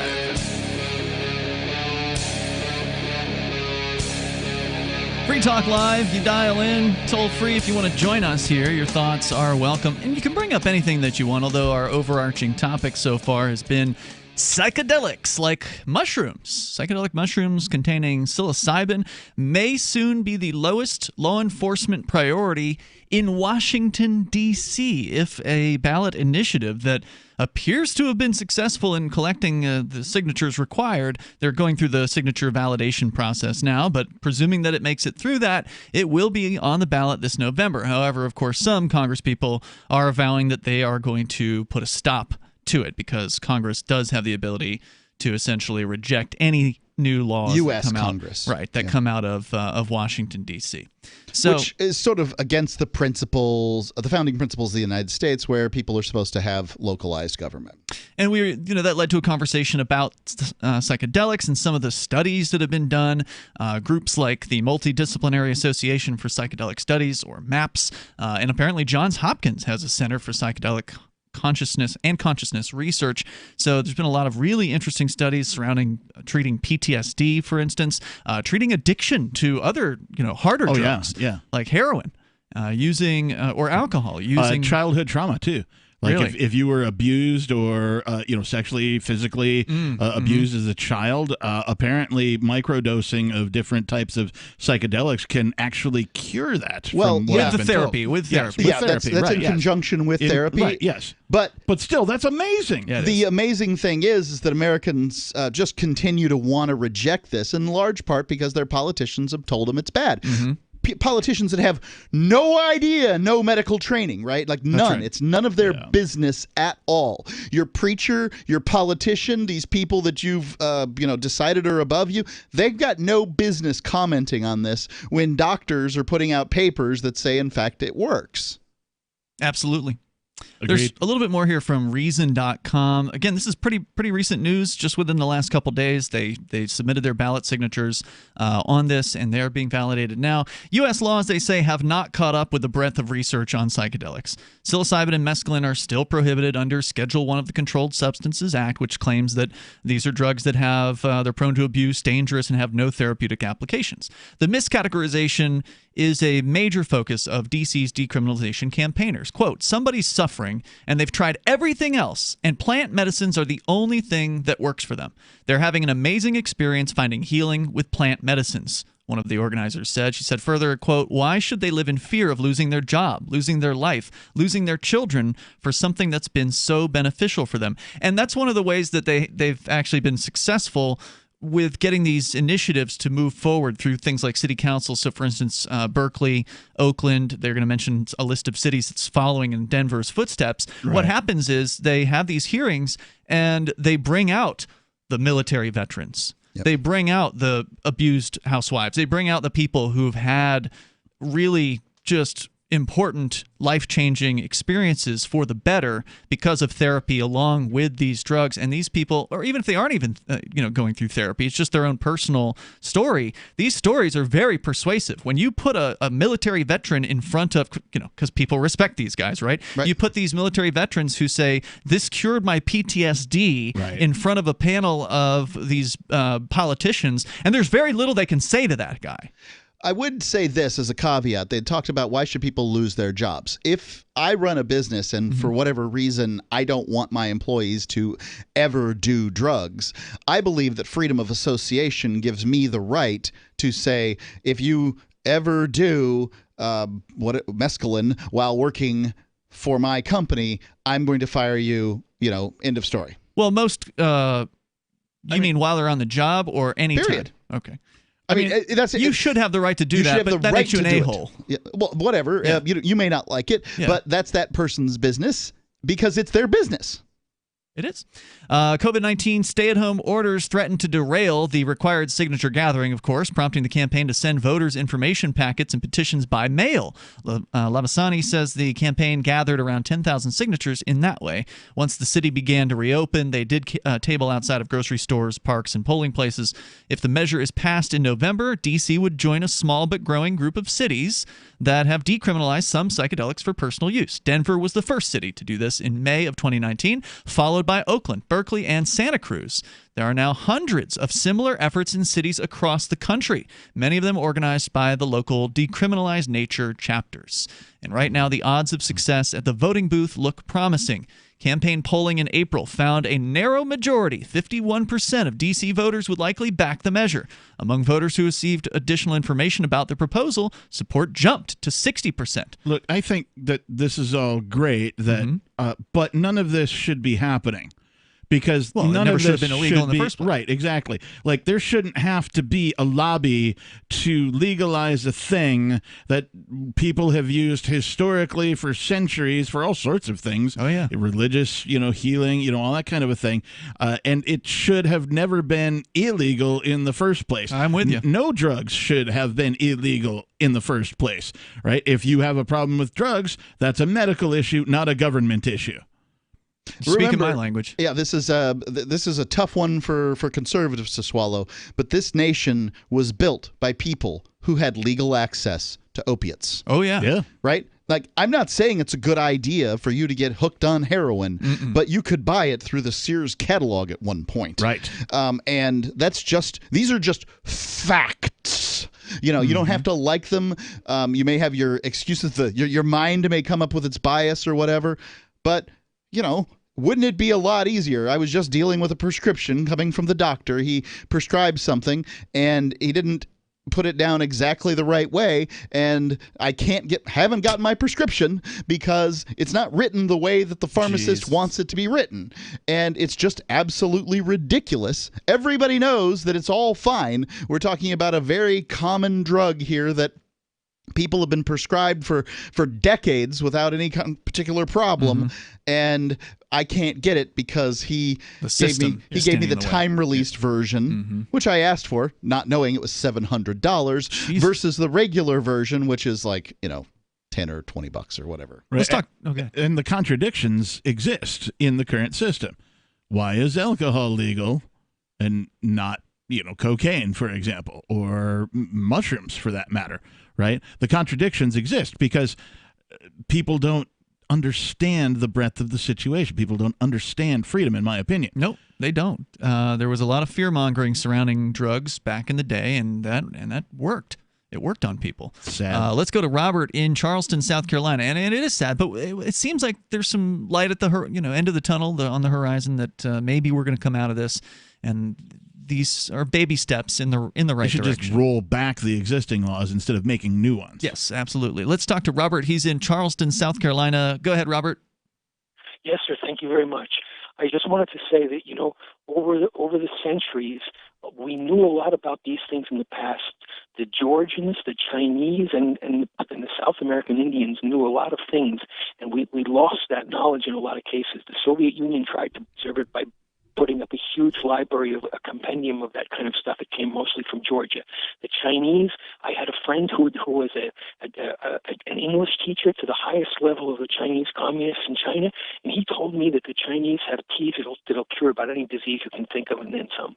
Well, there's all kinds of beliefs about things. I mean, we met a guy who believed drinking his own urine would cure all kinds of things. There's all kinds of people with pretty wild beliefs that aren't really backed by anything, but okay. Oh, yes. What else were you going to say? Yes, you're right about that. You're right about that 100%. But on the other hand, there are things that work because I had 4 traumatic brain injuries because I was an avid bicycle rider. I mean, I was riding a bicycle like hours and hours every day. Sounds like you're an avid bicycle faller. Well, the thing is, if you stay on your bicycle enough, you're going to get hit by cars. That's the truth. That's probably a true fact. That's true. Okay, so anyhow, I got 4 traumatic brain injuries altogether stacked up. Okay, so I was, it was pretty rough. You know what I mean? But I tell you, I experimented with teas and herbs and things like that, and figured out which one had exactly what effect. And I was very, very, very, very careful. You can probably tell I'm a very conservative guy. I take no chances at all. So I took just everything, very, very smidgens of this, and then increased the dosage just a little bit. Like the Tenkaichi or and that's the way it should be. It's your body. You should be able to put what you want into it, experiment with things, my body, my choice. See what works. What works for you may not work the same for another person. Thank you for the call, Robert. There's more coming up here. It is Free Talk Live. Did you know you can support freedom of speech just by visiting shop.freetalklive.com? You'll see links to Walmart, Love Java, Newegg, and more. Every day, Free Talk Live is at the forefront of the liberty movement as the biggest liberty-oriented talk show in the world, giving you a platform to be heard on any topic. Get listener-only specials without doing anything other than an extra click. Visit shop.freetalklive.com. Use the links and buy what you'd be buying anyway. Take action now. Save and support freedom. Visit shop.freetalklive.com. It's shop.freetalklive.com. The next generation wallet is coming from Divvy. In just a few taps, you'll be able to send, earn, spend, and exchange digital money in seconds. Send money around the globe with only a swipe. Instantly exchange between Divvy, Bitcoin, and fiat right in the mobile app and withdraw directly to your bank account. Divvy already offers the first one-tap solution for earning passive income with crypto. Multi-tiered masternodes allow everyone to partake in the network. Visit divvyproject.org. theproject.org. Maxwell, he was a runaway to rescue, great disposition. About 9 years ago, he was scratching a lot, and he started losing some hair. My vet, she said, oh, he must be allergic to the chicken. Another vet said, it's the grain. Third vet, she says it's the weather, something in the air. And then somebody said, DINOVITE.com. I had been listening to the Dynavite ads, hearing about different stories of different people, and it just clicked. I got my first 90-day supply, and it took a grand total of 2 weeks. And the dog stopped itching, the hair stopped falling out. Dynavite is nutrition. And Maxwell loves it. Now he's close to 10. And the Dynavite is a big part of Maxwell's diet. Dynavite for life. You won't believe how happy your dog will be. And he's a spectacular dog. DINOVITE.com. I've been told no in many different ways. I give you an order and you're going to obey it. George, you can go this way. You can do that and you have to leave here. You cannot bring Simon to the rally. Walk with me. Well, I'm comfortable here, actually. Whoa, Hey, who do you think you are? Excuse me. There is no video or audio allowed in this office. No, I have work today. You ain't gonna make it. Wait on account. Now. Wait a minute. Whoa. Hey! Oh my God! Unbelievable! Why are you running from me? Because you scared me. What am I being detained for? You're being served. What is this? You're being served. What is this? Bureaucrats have a funny way of telling people no. That's the sound of the men working on the chain. Derek J's Victimless Crime Spree. Watch it for free and order the Director's Cut DVD at victimlesscrimespree.com. What if you want to hear the latest episode of Free Talk Live, but all you have is your phone, you forgot to download our archive, and you have no data connection? You can call our Listen line at 641-793-0191. That's a long-distance number, so you may incur charges. If not, listen as long as you want. 641-793-0191. The Free Talk Live Listen line, 641-793-0191. There are basically two types of advertising, direct response and branding. Radio's great for direct response with its low cost to listener ratio, but audio can't be beat for branding, which is a longer-term endeavor. You want to be the first thing that someone thinks of when they think about your product or service. If you have a local business that you want kept top of mind in your community, call the station. If you need national reach, Free Talk Live's got around 200 radio stations, millions of monthly listening sessions, can suit all budgets, and if we don't think we're right for you, we'll tell you. Email me, mark@freetalklive.com. Some of our live shows are streamed in HD on Twitch. Please follow and share at twitch.lrn.fm. That's twitch.lrn.fm.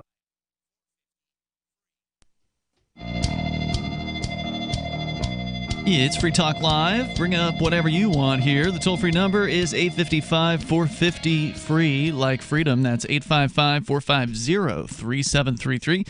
We have the Discord call-in line rooms over at discord.lrn.fm. You can hop into one of those. Sound like you're sitting here in the studio with us tonight. It's Ian, the Reverend Captain Kickass, and Mark. And the next generation wallet is coming from Divvy. In just a few taps, you'll be able to spend, earn, store, and exchange digital money in seconds. Divvy says you'll be able to send money around the globe in only a swipe and instantly exchange between Divvy, Bitcoin, and fiat currencies like the dollar right in the mobile app and withdraw directly to your bank account. There's no need to wait, though, as Divvy already offers the first one-tap solution for earning passive income with their multi-tiered masternodes, allowing anyone to earn by supporting the Divvy network. When the new Divvy wallet launches, because of their relationship with Western Union, Divvy will be in 200 countries, including the United States. You can learn more at divvyproject.org, diviproject.org. We're talking about alternatives, medicinal alternatives. And there's, like specifically in this case, psychedelic mushrooms and other natural substances that may have a psychedelic effect or an entheogenic effect. And just for our listeners out there who might not know, there is an entire industry of people called healers, right? Now, some of these are like mystic, right? Where some it's woo-woo. like faith-based, Plenty of that. some woo-woo. But there's also some people, and I'm not talking about like homeopathic medicine, although they certainly, homeopathy certainly qualifies, but people who have experimented with all sorts of natural substances that have had a curing or an easing effect with some diseases. And these are not official, above board types of things. But if you're not having success with your above board doctors with whatever ailments that you are suffering from, and you've gone for second and third opinions, it might be worth investigating some of these other healers just to see what's out there that might help you. Right. And you never know, right? And for one, the placebo effect is real. Yes. Right. Secondly, I've told this story multiple times, and we had a cat who had a skin condition, Senor Grouchy Pants, if you recall, Ian. And Senor had a little, this kind of rash that he'd get off just before his tail, his butt area. And we took him to the vet a couple of times to try to get that solved because it would scratch him and he'd be uncomfortable. And my wife was studying into this whole, the supplements thing, and she's spending more time than I cared to have her do. But whatever, that's her business. She gave that cat bovine liver extract. And I'll be darned if his skin condition didn't clear up. How fast? Relatively quickly, within a couple of weeks. Impressive. Wow. And now he was happy to eat some stuff out of the liver of a cow, right? Like he's pleased with that. Cats love liver. Right, not a problem. Great. But perfect. I'm pretty sure it wasn't the placebo effect for Senor Grouchy Pants. Right. Yeah, because he doesn't understand. He's just eating something. Right. So, sometimes Problem this stuff solved. works. Yeah, and if it works for you, then that's it's worked great. more times than I would like, honestly. And there have been some of these studies we've talked about, and we haven't gotten into any of them tonight, but over the years we've talked about these studies on psychedelics, like mushrooms, psychedelic mushrooms used to treat PTSD, for instance. And it was in these studies where the participants in the studies, many of them had this experience of going through all of the sort of standard allopathic, normal medicine methods of here, prescribe this drug, take this drug, do this thing, whatever it is the doctor did. They tried that. It wasn't working. So they decided they were going to, somehow they came across this psychedelic study. They got involved in it, and it worked. So, a lot of these folks have already run through the mill of the standard, procedures and have had failure after failure. And then all of a sudden, one dose of psychedelic mushrooms in a therapy session, and they have no more PTSD. Right. And this is not the kind of thing that your results may vary. That's true. Well, hold on. That's true. Your results may vary is what is true by and large. Like, this is far more effective treatment. MDMA, psilocybin mushrooms, these sorts of things have been tested, and you've got to have a high level of bias to reject the kind of science that's gone into these, because let's not forget, nothing else works. Right. These people shoot themselves. They shoot other people. They're deeply disturbed and upset. And if you don't want them to be cured because you're just a drug warrior, you need to look at yourself, not society. This isn't society imposing anything on you. Wholly agreed. A little bit more here. Let's go to Alex in South Carolina, listening, I believe, to WRNN in Myrtle Beach. Go ahead, Alex. Yes, that's right. Here in Myrtle Beach, a lot of food and beverage. I myself been in the hospitality food and beverage business for 25, 30 years. Much of it spent bartending. And I can tell you, as a bartender, and I've had my own issues with, is alcohol. Mm-hmm. There are people who can do it, They can handle it. They don't have problems with it. It's like cocaine. There's some people I suppose can, but it's a terrible drug, I think. But I do want to say I grew up not using drugs or even drinking. I got to college, and I did some pot, not real heavily, and not really ever been a really pot smoker. I did acid one time, did too much of it one time. But anyway, I did one time work at a ski resort quickly, and I think I was self-medicating with alcohol throughout the years and maybe some other harder type drugs. But I can tell you I was introduced to MDMA, and since then, and I haven't done it in years, and this was like about 20 years ago when it was pure, and I've done ecstasy about 4 or 5 times at the first day of the ski resort, came back to the car, I said one time, walk up and down the beach, and I can tell you that it was very effective, and in a lot of general ways. I still can think about it. I can still now think of how problems. Think back when I was doing MDMA. I just put a positive tone on things, life. You feel good. You feel good about everything. It just makes you look at things different. They call it the hug drug, the bear drug. Yep. Hugs get nice on MDMA. Sure. It's called an empathogen. Which is, the root word there is empathy. So the idea is that MDMA can help people have a greater empathy towards others, and I think that it can be a lasting effect. I think that it isn't just something that you pick up for 4 hours and then it goes away. What do you think about that, Alex? Yeah, absolutely. And when you do it, it's just, I was walking down the beach and people in the water, the waves are breaking. It's just, you embrace nature and everything. And afterwards, I can still right now think back to that time, the time I was at the ski resort. It just makes you feel the positiveness. But quickly, you did say, I was talking about stevia. I've had problems with some drugs, but anyway, I kind of, Salvia. I don't really do. No. I think stevia is a sweetener, isn't it? Right, yeah, salvia, not stevia, yeah. Okay, salvia. Okay, but quickly, I was like, I don't want to do, I don't want to do cocaine anymore. Don't want to drink. So I went and I heard about it, and this is about 15. What's that? It was a joke. Yeah. But anyway, someone told me about the salvia a guy I work with in this restaurant, and he says it's like ecstasy. I said, really? No, I went and bought a pipe. I bought a pipe, like a $25 real expensive pipe, right? It was very efficient. And usually it was legal to buy it at head stores here. I don't know if you can now. Yep.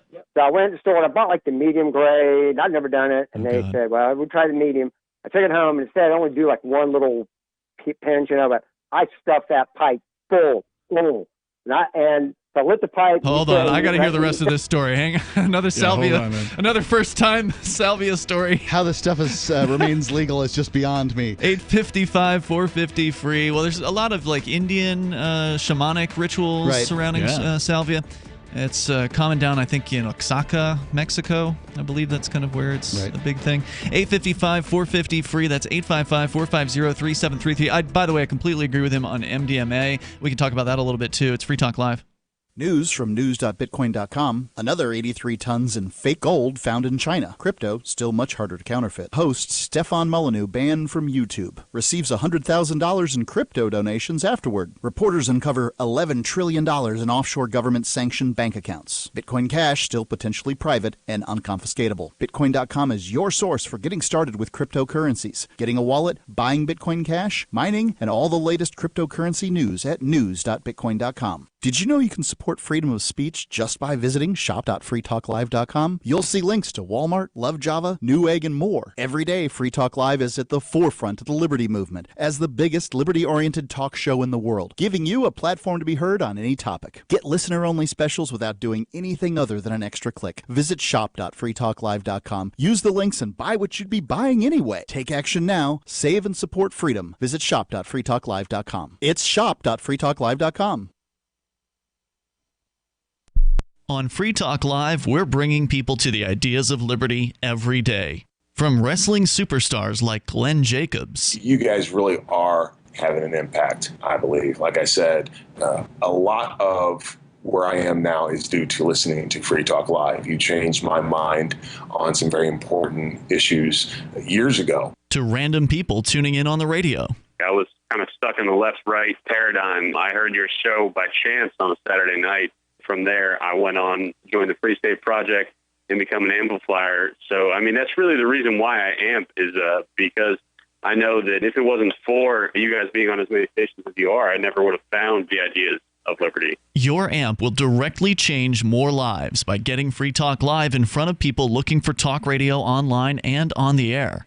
When you AMP Free Talk Live, you get perks like access to the AMP-only Facebook group and AMP podcast. Visit amp.freetalklive.com. Looking for a great real estate investment? Consider New Hampshire, which is ground zero for the Liberty Movement. Your first call should be to Mark Worden from Porcupine Real Estate. He's more than just a real estate agent. He's your New Hampshire concierge. Where are the best places to live? Do you want farm, city, the burbs, or forest? Do you want a duplex or multifamily building so that renters pay your mortgage? There are homes in all price ranges in New Hampshire, and Mark can help with financing too. Invest in liberty and property. Mark Worden can help. PorcupineRealestate.com.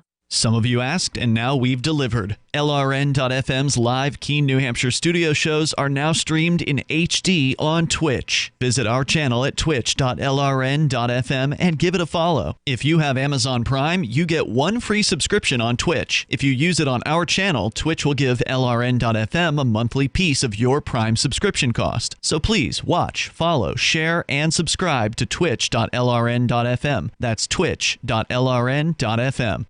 The Free State Project has reached its goal of 20,000 liberty lovers who've pledged to move to New Hampshire and get active to achieve liberty in our lifetime.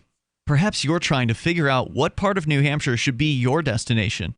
If so, consider Keene. You'll find more than 150 reasons to move to Keene at move.freekeene.com. Keene is famous for its historic, publicity-generating activism, as well as being the liberty media capital of the world. It's home to freekeene.com, New Hampshire's destination for liberty activism, news, and opinion. For years, we've been compiling over 150 reasons to move to Keene at move.freekeene.com, where you'll learn about some of what's happening here and what makes Keene a great place to live. If you love liberty, you'll probably enjoy anywhere you end up in the Shire. But do your due diligence first. Please visit move.freekeene.com for the full list of over 150 reasons to move to Keene. That's move.freekeene.com. Love what we do? Please help support our international satellite channels at patreon.lrn.fm. That's patreon.lrn.fm.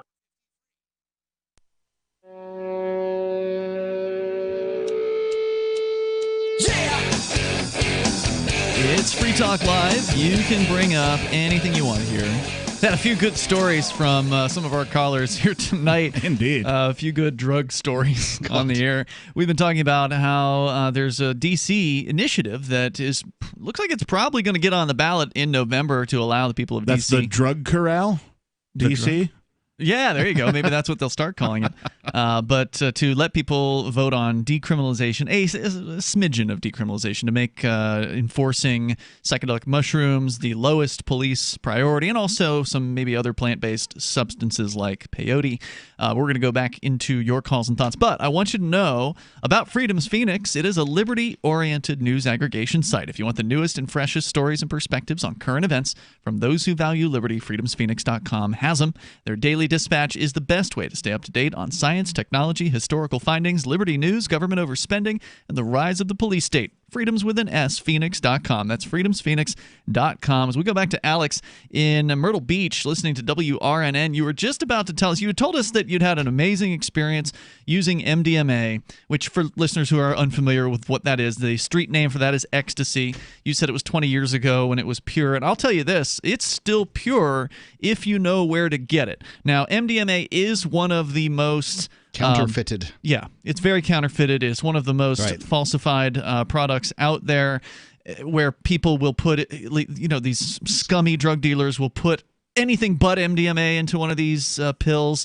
They put all kinds of stimulants, or caffeine even has shown up in some of these fake MDMA pills. So some of the stuff that they use can be very dangerous. And so you really, and I'm glad that you brought this up, Alex, because it gives me the opportunity to sort of throw out the usual talk here when we talk about drugs, which is not doesn't happen too often, but we do have detailed conversations about them from time to time. It is important to remind people to test your drugs, and I realize most people probably won't. Yep, people don't want to do that. And then you're taking your, the drug, the same way that bathtub gin was killing people during the times of Prohibition. Now during drug prohibition, you can't trust just because some pimply-faced 22-year-old kid says, yeah, this is good. Yeah, if you're buying MDMA from some kid in a club, you're probably going to get something fake. There's a good chance you're going to get something fake. If you're buying MDMA through the dark web, then odds are you're going to get the real thing. But there's only one way to know for sure, and that's to send it off to a testing company. Laboratory. Yep. I recommend checking out the website ecstasydata.org, which I believe they've updated, and there's a new URL, but I think the old one still works. To the Bat Lab.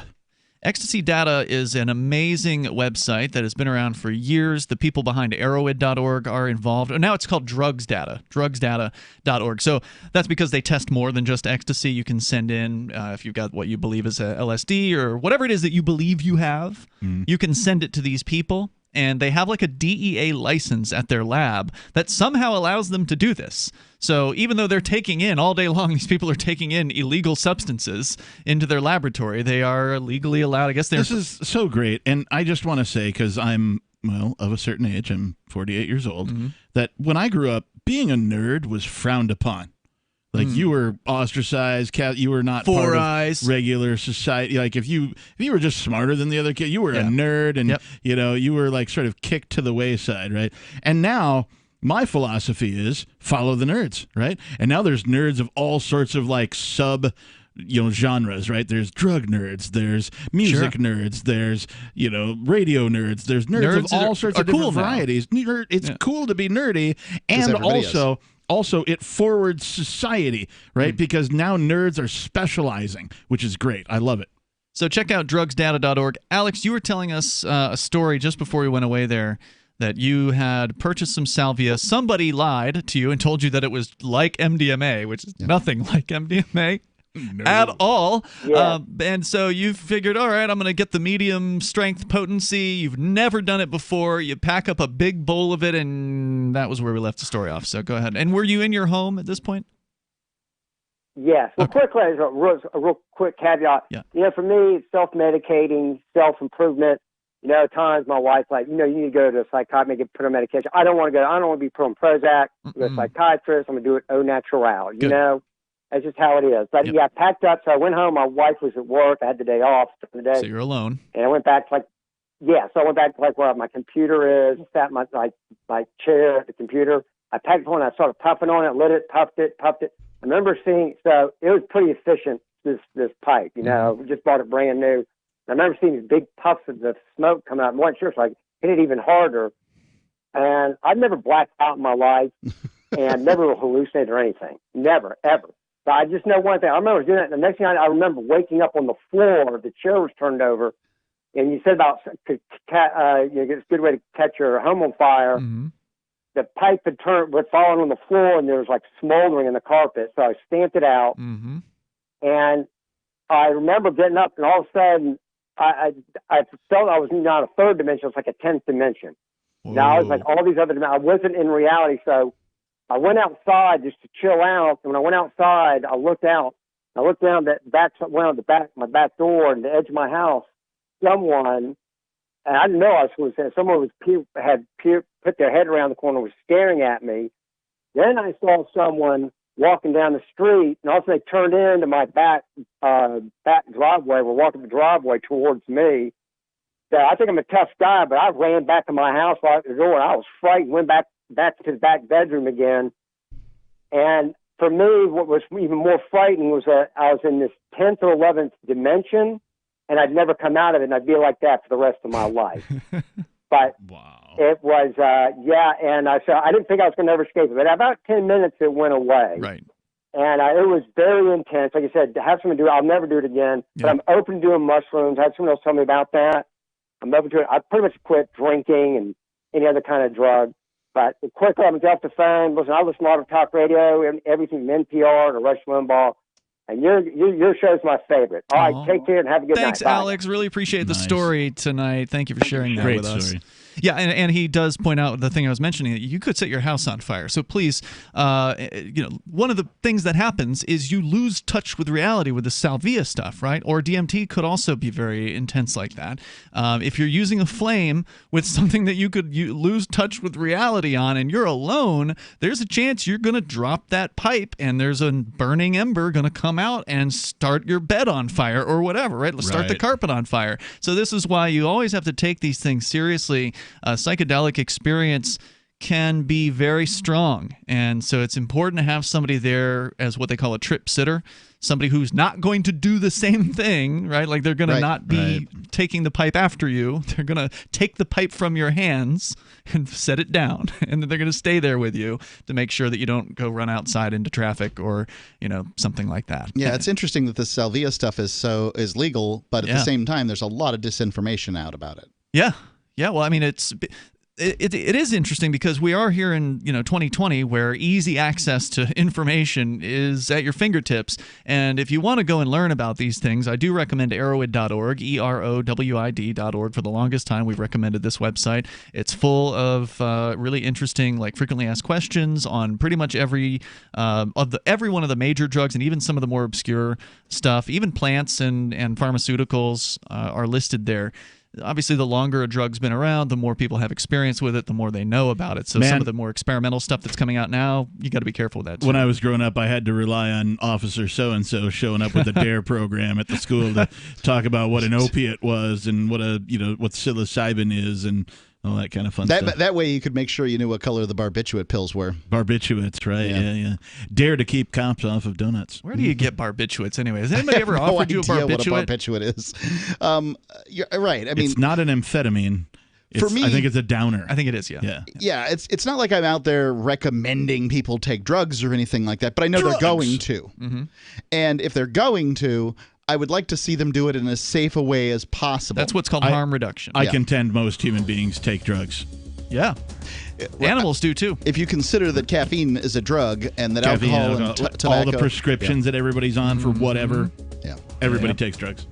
All right, so more coming up here. We got other stuff to talk about, including easily offended people. You've got a scientific study about these folks, Mark. I'm offended by this. Get into that on the way here. And if you're offended, we got open phones at 855-450-FREE. That's 855-450-3733.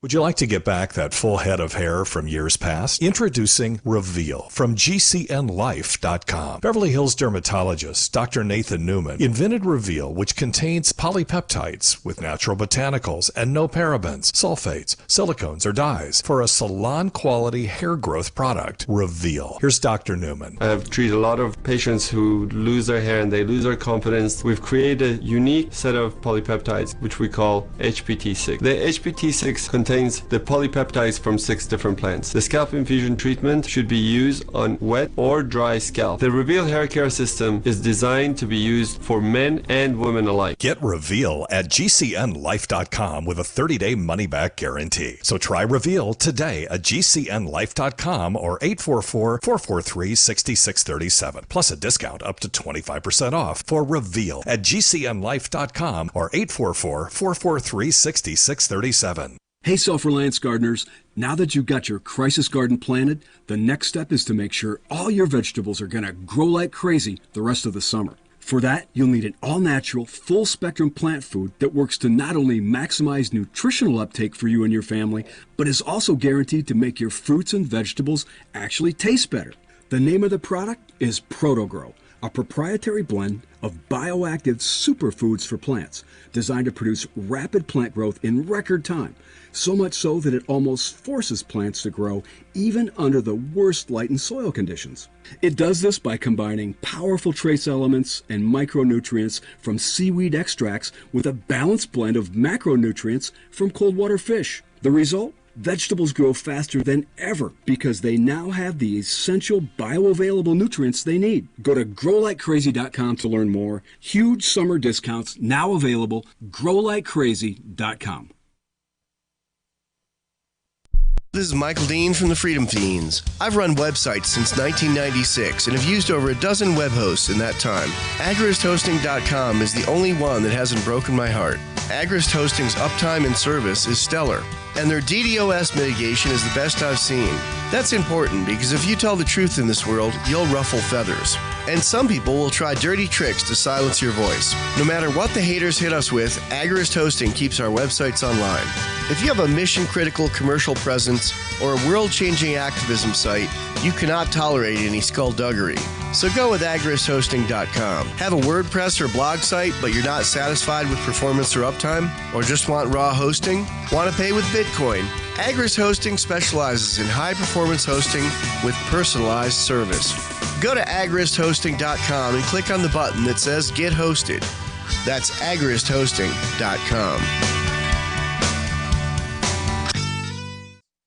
So you've heard all 3 hours of the latest episode of Free Talk Live, and you're still hungry for liberty-oriented audio content? Did you know that we have another 24/7 audio stream at LRN.FM? The Liberty Radio Network airs the latest episodes of some of the best liberty-oriented podcasts on the internet around the clock. In addition to recorded content, you'll also hear live shows like Free Talk Live, originating from our Keene, New Hampshire studio. So listen anytime at LRN.FM. That's LRN.FM. Are you tired of governments murdering people around the world? Stop using their money. There is an alternative. Bitcoin is a stateless, free market, non-political currency. Bitcoin cannot be inflated or controlled by any government. By using their money, you are helping the state. Stop doing it! You have an incredible alternative available now. Learn it, use it, spread it. Get started with Bitcoin at bitcoin.com. That's bitcoin.com.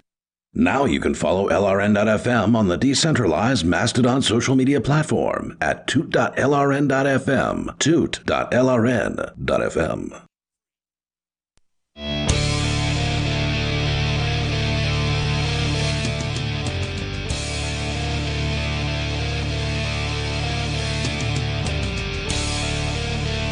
It's Free Talk Live, and you can take control of the airwaves here. Just bring up whatever is on your mind. Number's 855-450 free like freedom. That's 855-450-3733. We have the Discord call-in line rooms over at discord.lrn.fm. In the studio tonight, it's Ian, the captain, and Mark. And also want to say thank you to Jake Leonard, who is a gold amplifier. That means that Jake is contributing $10 a month to the AMP program to help us advertise. Jake. Yeah, thank you, Jake. To help us advertise, market, and promote Free Talk Live, to help us get on new radio stations around the country and bring new listeners on board with the ideas of freedom. So if you like what we do here on Free Talk Live, you can amp the show, and that really helps us out. And you get some cool perks as well, like access to the supporters chat rooms on our Discord server and more. Head on over to amp.freetalklive.com. You can use a credit card, debit card, you can use PayPal or Bitcoin BTC to get signed up for AMP, just like Jake Leonard did at amp.freetalklive.com. And by the way, Jake's doing gold, which is $10 a month. $5 is all we ask for, so he's doing twice that, so really appreciate that. But you can get in for $5 a month over at amp.freetalklive.com. David is in New Mexico. You're on Free Talk Live. Hello, David. Listening on KENN, beautiful downtown Farmington and FC USA, home of the car dealerships that teach ya. And anyway, so 105 in the shade here in New Mexico today. Wonderful place to visit. Not quite as bad as 118 in Arizona right now. Wow. It's worth taking a look at. New Mexico is now been rated by, I don't remember which rating body, but these different ones that rate this, rate that, rank the states, the most, restrictive state in the nation on the virus restrictions. Okay. Number one. Yeah. You're saying New Mexico is the most restrictive? That's what this ranking agency said. That I hear over when I turn on the commercial radio, like KENN, and I hear the experts come on the radio, and God knows everybody on the radio is an expert. And they come on and they give us these rankings. It's got to be gospel. It's got to be true. I just want to be clear. I'm on the radio, and I'm no expert. Hey. This is radio. What are these restrictions that are so much more stringent there? Well, they change from week to week to week. If you look at the little stomping mirror, which is part of the experiment. I mean, the whole point of this is it's worth your while if you're not even if you're an American. If you're a human being on this planet, it's worth your while to take a look at Michelle Lujan Grisham and what goes on in the state of New Mexico. Because if everything goes according to their plan, the rest of you will be subject to this same way of living. Because, the United States, you got or stereotypically, you got blue on each coast and red in the middle, basically. Except there's an island of red in the state of New Mexico. And New Mexico is kind of a fishbowl, good place to experiment. When the way you do it is you take your Ivy League graduates, whether they're lawyers or politicians or experts in this, that, or the other thing, that come out of the Ivy League schools, and you take all the money behind them, and you send lobbyists to the state of New Mexico, which has basically been controlled by Democrats for the most part for the last century. And you send your lobbyists, your high-paid lobbyists, to the state of New Mexico, even though you're from New York or California or Washington or wherever, and you try to influence the state laws in the state of New Mexico to see what kind of S that you can stick to the walls in a state like this as a fishbowl. And if you can make it work here, then you try to make it work. If it works here, then you try to make it work elsewhere. Well, that's true of a lot of places. Like I think California was the first state to pass a smoking ban, and a bunch of other states jump on board the bandwagon. So as one state goes, many others Although do. New Mexico does have the nickname the land of entrapment. Right. The difference, though, with New Mexico is New Mexico's got a small mass. And whereas California's got a lot of inertia, okay? But New Mexico is small. It's only 2 million people, and the entire state budget, just like last time around, was like $6 billion. So what's the state budget of California? How many hundreds of billions of dollars Lord knows. is the state budget in California? Right. Yeah. And they got, what do they got? 38 million people? The point is here, it's easy to manipulate New Mexico. And then you have a native, and I'm not talking about Indians, although they're included, but you have a native demographic power base in the state of New Mexico that's kind of communistic in the first place, based on their history, and then you combine those with the carpetbaggers that come in from, especially New York. New York is the big one here. I mean, Florida is too, but New Mexico is a lot different than a New Yorker in Florida is like like gum on the sidewalk. It's everywhere. But a New Yorker in New Mexico, you gotta make a more of a point to get here if you're coming from New York to New Mexico. But there's a lot of them here, as compared to Californians and such. And those carpetbaggers come in here and they combine forces with the native New Mexican population that is based in the Patron system. If you go back to Columbus and Queen Isabella, King, what was his name, Ferdinand, and you give Columbus a bunch of gold, and you come over here with a couple hundred people, and you say, you 18 million Indians over here in the Americas, and I mean all of you from Alaska down to Honduras, all of your land is now belongs to the King and the Queen of Spain. Too bad. Sorry about your luck. And give us your gold, or I'm going to chop off your foot, and after that, I'm going to get your head. So, it's that kind of mindset that landed in New Mexico, and they were undisturbed here in New Mexico because nobody else wanted to be here for century after century after century, like 400 years, undisturbed. And they got set in their ways, and then, like I said, the carpetbaggers, like Bill Richardson, for instance, he was the governor here. He wasn't from here. He was half Hispanic and half white. And he recognized an opportunity. He was living like up in New York. He got in this car, and this is all easily readable on the internet. He got in this car and carpetbagged his way, drove all the way to New Mexico with the goal to become the governor of New Mexico. Guess when what? did Jeffrey Epstein's jet come into that story? I don't know, but Bill Richardson's certainly been on it, even though he denies it, and I'm sure he's got plenty of massages out there at not Whore Island, but Whore Ranch over there in. Go back to your home on Whore Island. Yeah, weren't they close buddies? Didn't they share that ranch or something like that in New Mexico? Yeah. Guess where where Epstein got that land from? He bought it from Governor Bruce King, the governor of New Mexico. He bought that ranch land from the governor of New Mexico. Imagine that. I wonder what kind of dirt he had on that governor. A governor named King too. How ironic. King, right? Yeah, he's got the King Ranch, and Bill Clinton and Bruce King were good friends. Bill Clinton came to Bruce King's funeral when he died a few years back, and Bill Clinton, I'm sure, visited Jeffrey Epstein's ranch there a few times, or 20 times, or yeah. Wasn't there a a painting of Bill Clinton in drag inside the ranch? That was in New York. That was in okay. Epstein's. Yeah. I have it on good authority that Bill Clinton actually never did anything illegal in Jeffrey Epstein's presence. Oh, thank you, David, for the call tonight. I appreciate it. So I don't want to wake up dead. What is good authority, by the way? Well, you never know. So New Mexico bad, but then again, lots of places I just are bad. want to say I like David. He's a good caller. I've been to New Mexico, really? And I will actively go out of my way to never return to New Mexico. It is that bad, huh? It is a place on the planet that literally sucks the life out of everything it touches. Jeez. And I mean, at least when I was there, when I got there, it certainly wasn't my experience. Unemployment was super high. I got stuck there. I needed to find a job to get out. Finally, I go to job services. I'm like, yeah, can I see a list of all your jobs? And they're like, well, we don't have any right now. And I'm like, well, when do you normally get them in? They're like, oh, whenever somebody calls and says they need somebody. And I'm like, really? So suddenly in the newspaper, Taco Bell was hiring. And I'm like, all right, I'll do fast food. It's fine. I got to get the heck out of New Mexico. And so I show up for the mass interview. It's supposed to take place at 8 a.m. I show up at 7. There's already a line of like 15, 16 people. And these people looked all very poor, very destitute, very much in need of a job, more so than I did. So I didn't do that. Jeez. I went and sort of, I did something else. But that's neither here nor there. My point is I spent enough time there to get the life sucked out of me, see the life sucked out of many other people, and I will do my best to never return.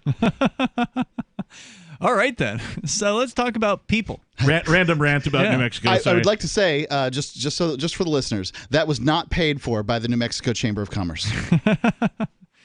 All right, Mark, you got a story about people Segue.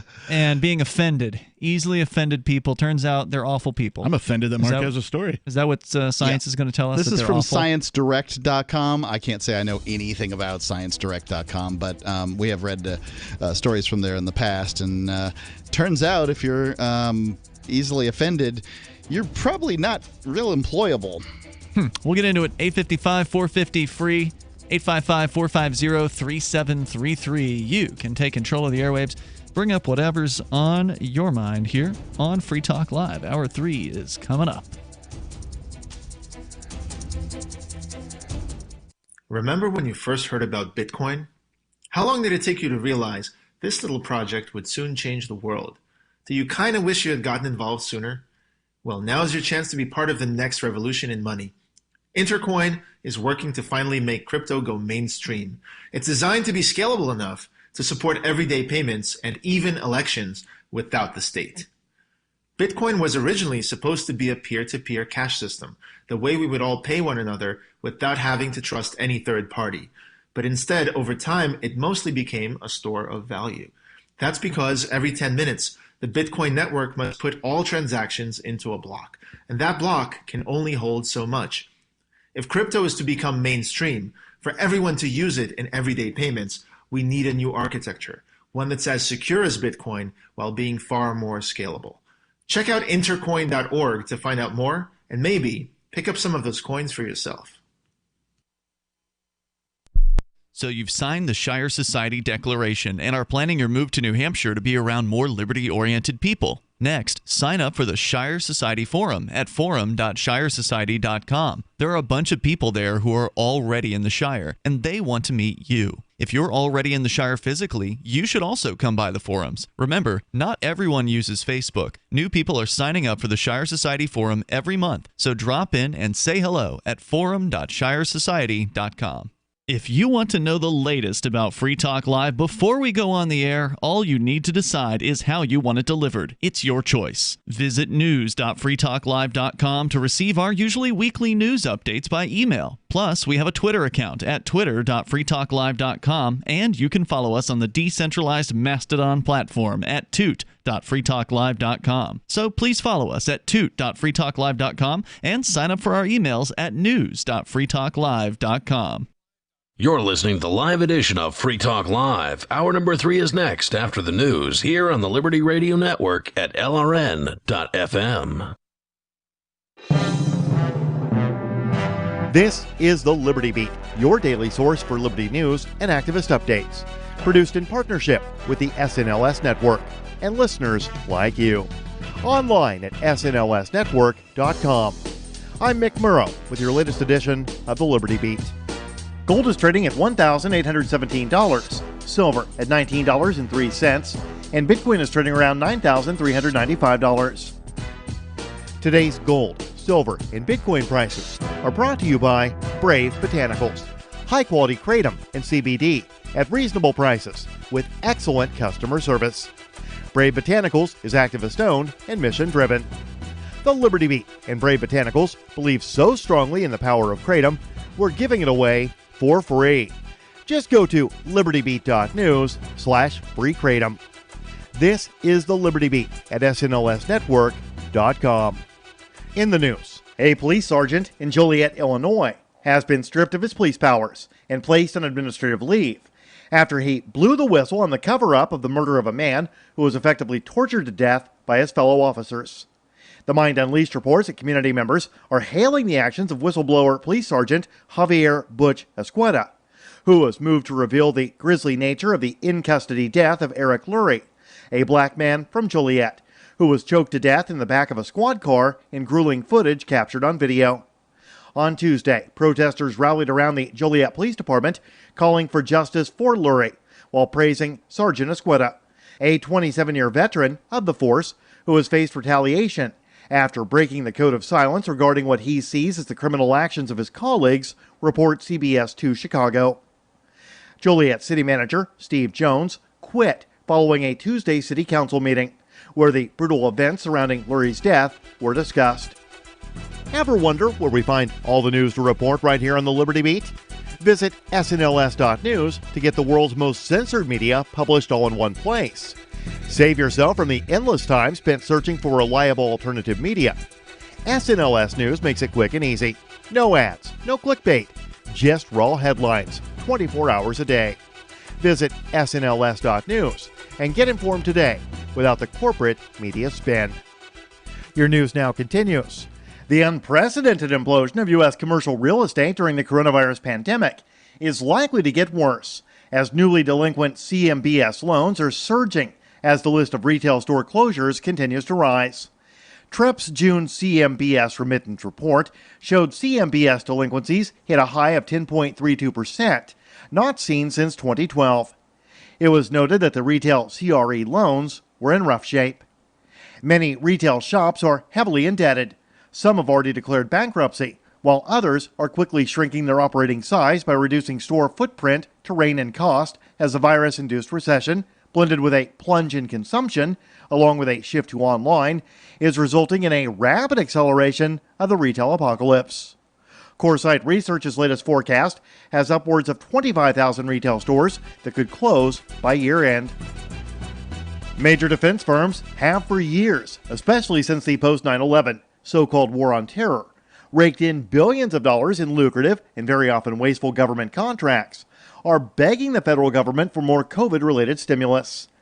Activist Post reports that ultra-wealthy CEOs of the major defense contractors are citing the potential for record job loss among their massive workforce, though it's likely few among the American public will sympathize with the idea of bailouts and taxpayer handouts to names like Lockheed Martin or Raytheon. Brazen and unbelievable as it sounds, Bloomberg on Wednesday reported that CEOs of major defense companies, including Lockheed Martin, General Dynamics, Boeing, and Raytheon, urged the Pentagon's acquisitions chief and the White House's acting budget director to press for stimulus money, as the Senate is poised to consider another rescue package to ease damage caused by the coronavirus pandemic.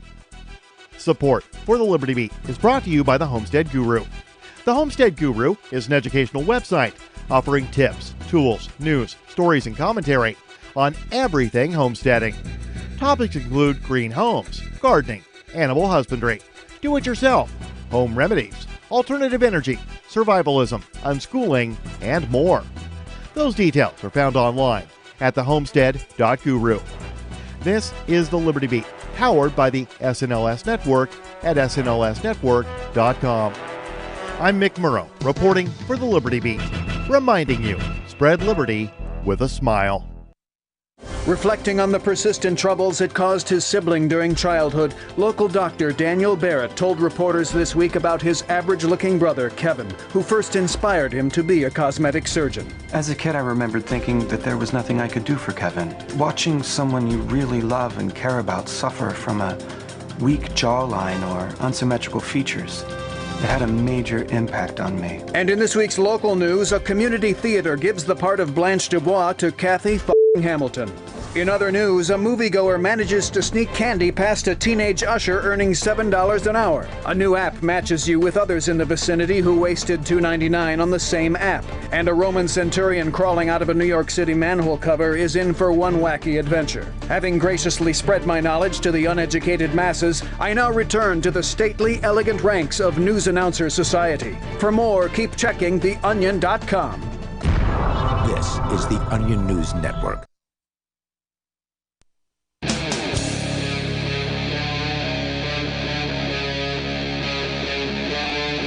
Free Talk Live. It's Free Talk Live. You can bring up whatever you want. Live Saturday edition continues here into hour number 3. With you tonight, it's Ian, the captain, and Mark. Our toll-free number, if you want to join us on the radio, is 855-450-FREE. You can talk about anything you want, 855-450-3733, or sound better by calling us on Discord. Our Discord server is available to you 24 hours a day. There's people in there chatting at all hours of the day and night. It's a pretty cool thing, and it's free to use, so head over to discord.lrn.fm. If it's during show hours, you can jump into one of those on-air call-in line rooms, and then you'll sound almost like you're sitting here in the studio with us. Let's go to the phones to the fun. To start things out, we got Bob. He's in Holland, Michigan, listening to WHTC, longtime affiliate there on Saturday nights. Hey, Bob. Hi, guys. I've been to New Hampshire. It's a wonderful state. I'm based here in West Michigan. We got the FBI trying to put microchips in people, and the FBI is putting microchips in people? Yeah, they want to replace the fingerprint system, and they force people to do this, and they do it covertly. And really, it's like the book 1984 by George Orwell. They're also installing stroboscopes, 2-way TVs, the cable system. Now, hold on. Slow down here, Bob. Let me see if I can follow what you're saying. So the microchip allegations, you're saying they're forcing them onto people? Is there any kind of evidence of this, or is this just like a theory? Well, I'm a scientist. I've interviewed people, and they refuse to do it, but they put people in mental hospitals and they inject it in the middle of the night at people. And there's a issue. The World Weekend News years ago talked about the government secret plan to put a microchip in everybody in the United States the size of a grain of rice. And they wanted to create a pretext. And yeah, there's been the conspiracy theory folks have been promoting this theory for for decades. I can remember it's been around for a long time. I can remember it back to early Alex Jones videos from the late 1990s, where they were talking about this technology, and they certainly have the technology. So this isn't like some space age kind of thing. It's here. It's not like it couldn't happen. Normally you hear about it in the context of. I remember there was a story. I think it was within the last decade where there was some club that was offering a chip to, like a dance club, like a nightclub, offering a chip to their VIPs or whatever, and that way they can just like wave right in the front door. Right. They don't have to show ID and that kind of thing. And so they were trying to get people to voluntarily take these chips. But you're saying that you believe, Bob, that the FBI is forcibly chipping people in crazy wards? Well, they do it as a pretext, and I also want to mention years ago I was abducted by the U.S. Marshals in Grand Rapids, and a guy pulled up his sleeve, and he had the tattoo 666 on his left arm and little devils on there, and I heard about this. Why would he pull up his sleeve to show you that?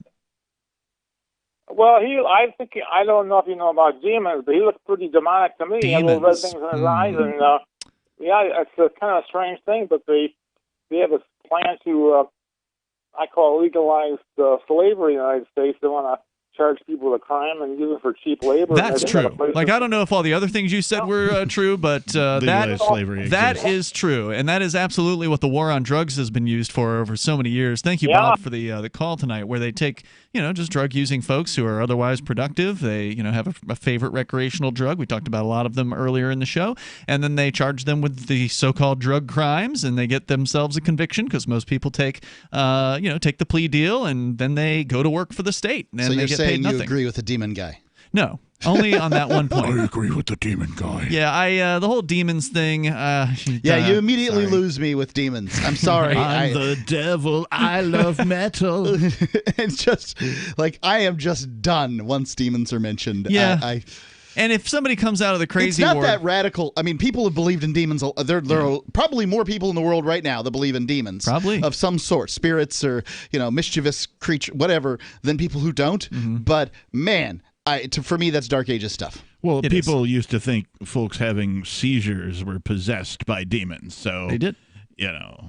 All right. Well, I believe in that one instance. Didn't they think that demons were cause of all kind of illness at one point? Well, I know that. So Jesus met a guy who had demons, drove him into a legion of pigs, and the pigs ran off a cliff.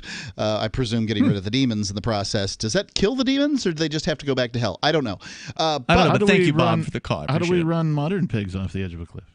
Right. Why don't we just drive all the people with illnesses into the pigs and then drive them? I was referring to Are police. pigs dumb enough to just run off a cliff? I mean, they're supposed to be pretty smart. It sounds very Pied Piper-ish. Look, I don't know what happened with the pigs. Don't expect me to tell you what happened. You're on in the story. radio, Mark. Are you not an expert? Well, I am an expert. I believe that the story is false. Well, yeah, and I don't, while I won't put it past the FBI to forcibly, put chips in somebody, I don't know if I buy the claim that they're going into crazy wards in the middle of the night and shipping people. I mean, maybe they are, but it's not coming from a real reliable source. If somebody just left the crazy ward and is telling you about how it was the FBI that forcibly chipped them in the middle of the night, I don't know if I'm going to, I don't know if I'm going to assign a lot of legitimacy. The truth is out there. To that viewpoint. What do you think about that one, Mark? Did you buy the crazy ward force chipping story? I thought that he was the most coherent person that's claimed microchips or microchipping people is real that we've heard in a long time. However, he wasn't saying it happened to him personally, so that must mean he's heard it from people, which, again, not a whole lot of evidence. If there is a microchip within you, then shouldn't there be a way to scan it, right? Shouldn't there be some way to, oh, yeah, you got a microchip? Well, let's get the scanner out and see if you've actually, okay, there it is. Right. Huh? Yeah. Whenever you guys say chips without saying microchips, when you just chips, I think I get the song from that television TV show? No, California that's Highway the Patrol? California with Ponch and John and Eric Estrada. So, Mark, let's talk about these I'm old. easily offended people. There's a scientific study that's going to tell us the obvious. Yeah, I pulled up, I was searching for microchips. Hold on, give me a second here.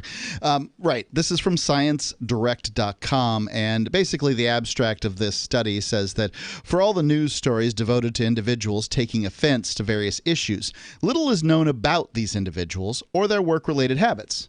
To address this important gap in organizational and societal knowledge, the reported research draws on cognitive interference theory to define and measure the proclivity to be offended. We're going to call that PTBO from here on out. Proclivity to be offended. All right, so help me out. Karenism is a little shorter. Fine. BOs sounds like smelly to me. This measure is hypothesized to serve as an off-task stimuli, whatever that means, and results in a time-separated multi-source study found PTBO, that's proclivity to be offended, negatively relates to employees' task performance and citizenship behavior. So not only is a person who is easily offended a poor employee and should be avoided at all costs, but they're just an a-hole generally. Shocking, right? Now we have the science to prove it. but in this, we now have a science. We now have a society that's based on people that are offended, right? Like it's all about. A friend was telling me today about they had to have this meeting at their Montessori school because it was racist to have a big red sign that had sharp corners on it. Huh? Right. How's that racist? There wasn't the explanation was never forthcoming because people What are did the crazy. sign say? Montessori school. Oh. It said the name of the school and then Montessori school. Well, if it was red, it could have been communist. Maybe it was no. It couldn't have been anything. No. You it don't sounds ridiculous. listen to people with psychopathy and expect that you're going to get reasonable explanations out Who of was them. the one who was offended by this? Was it one of the board members of the school? Was it a parent? No, it was a lady. It was a parent that had been given a free tuition. Oh, okay. So she doesn't even have any skin in the game.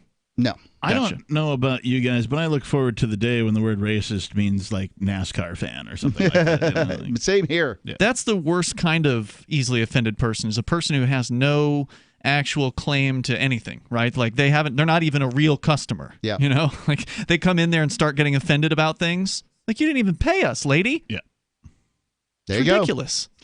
Going on here, and positively relates to counterproductive behavior as rated by one supervisor. So bosses consider these people that are easily offended to be more likely to be counterproductive. How can you be productive if you're complaining?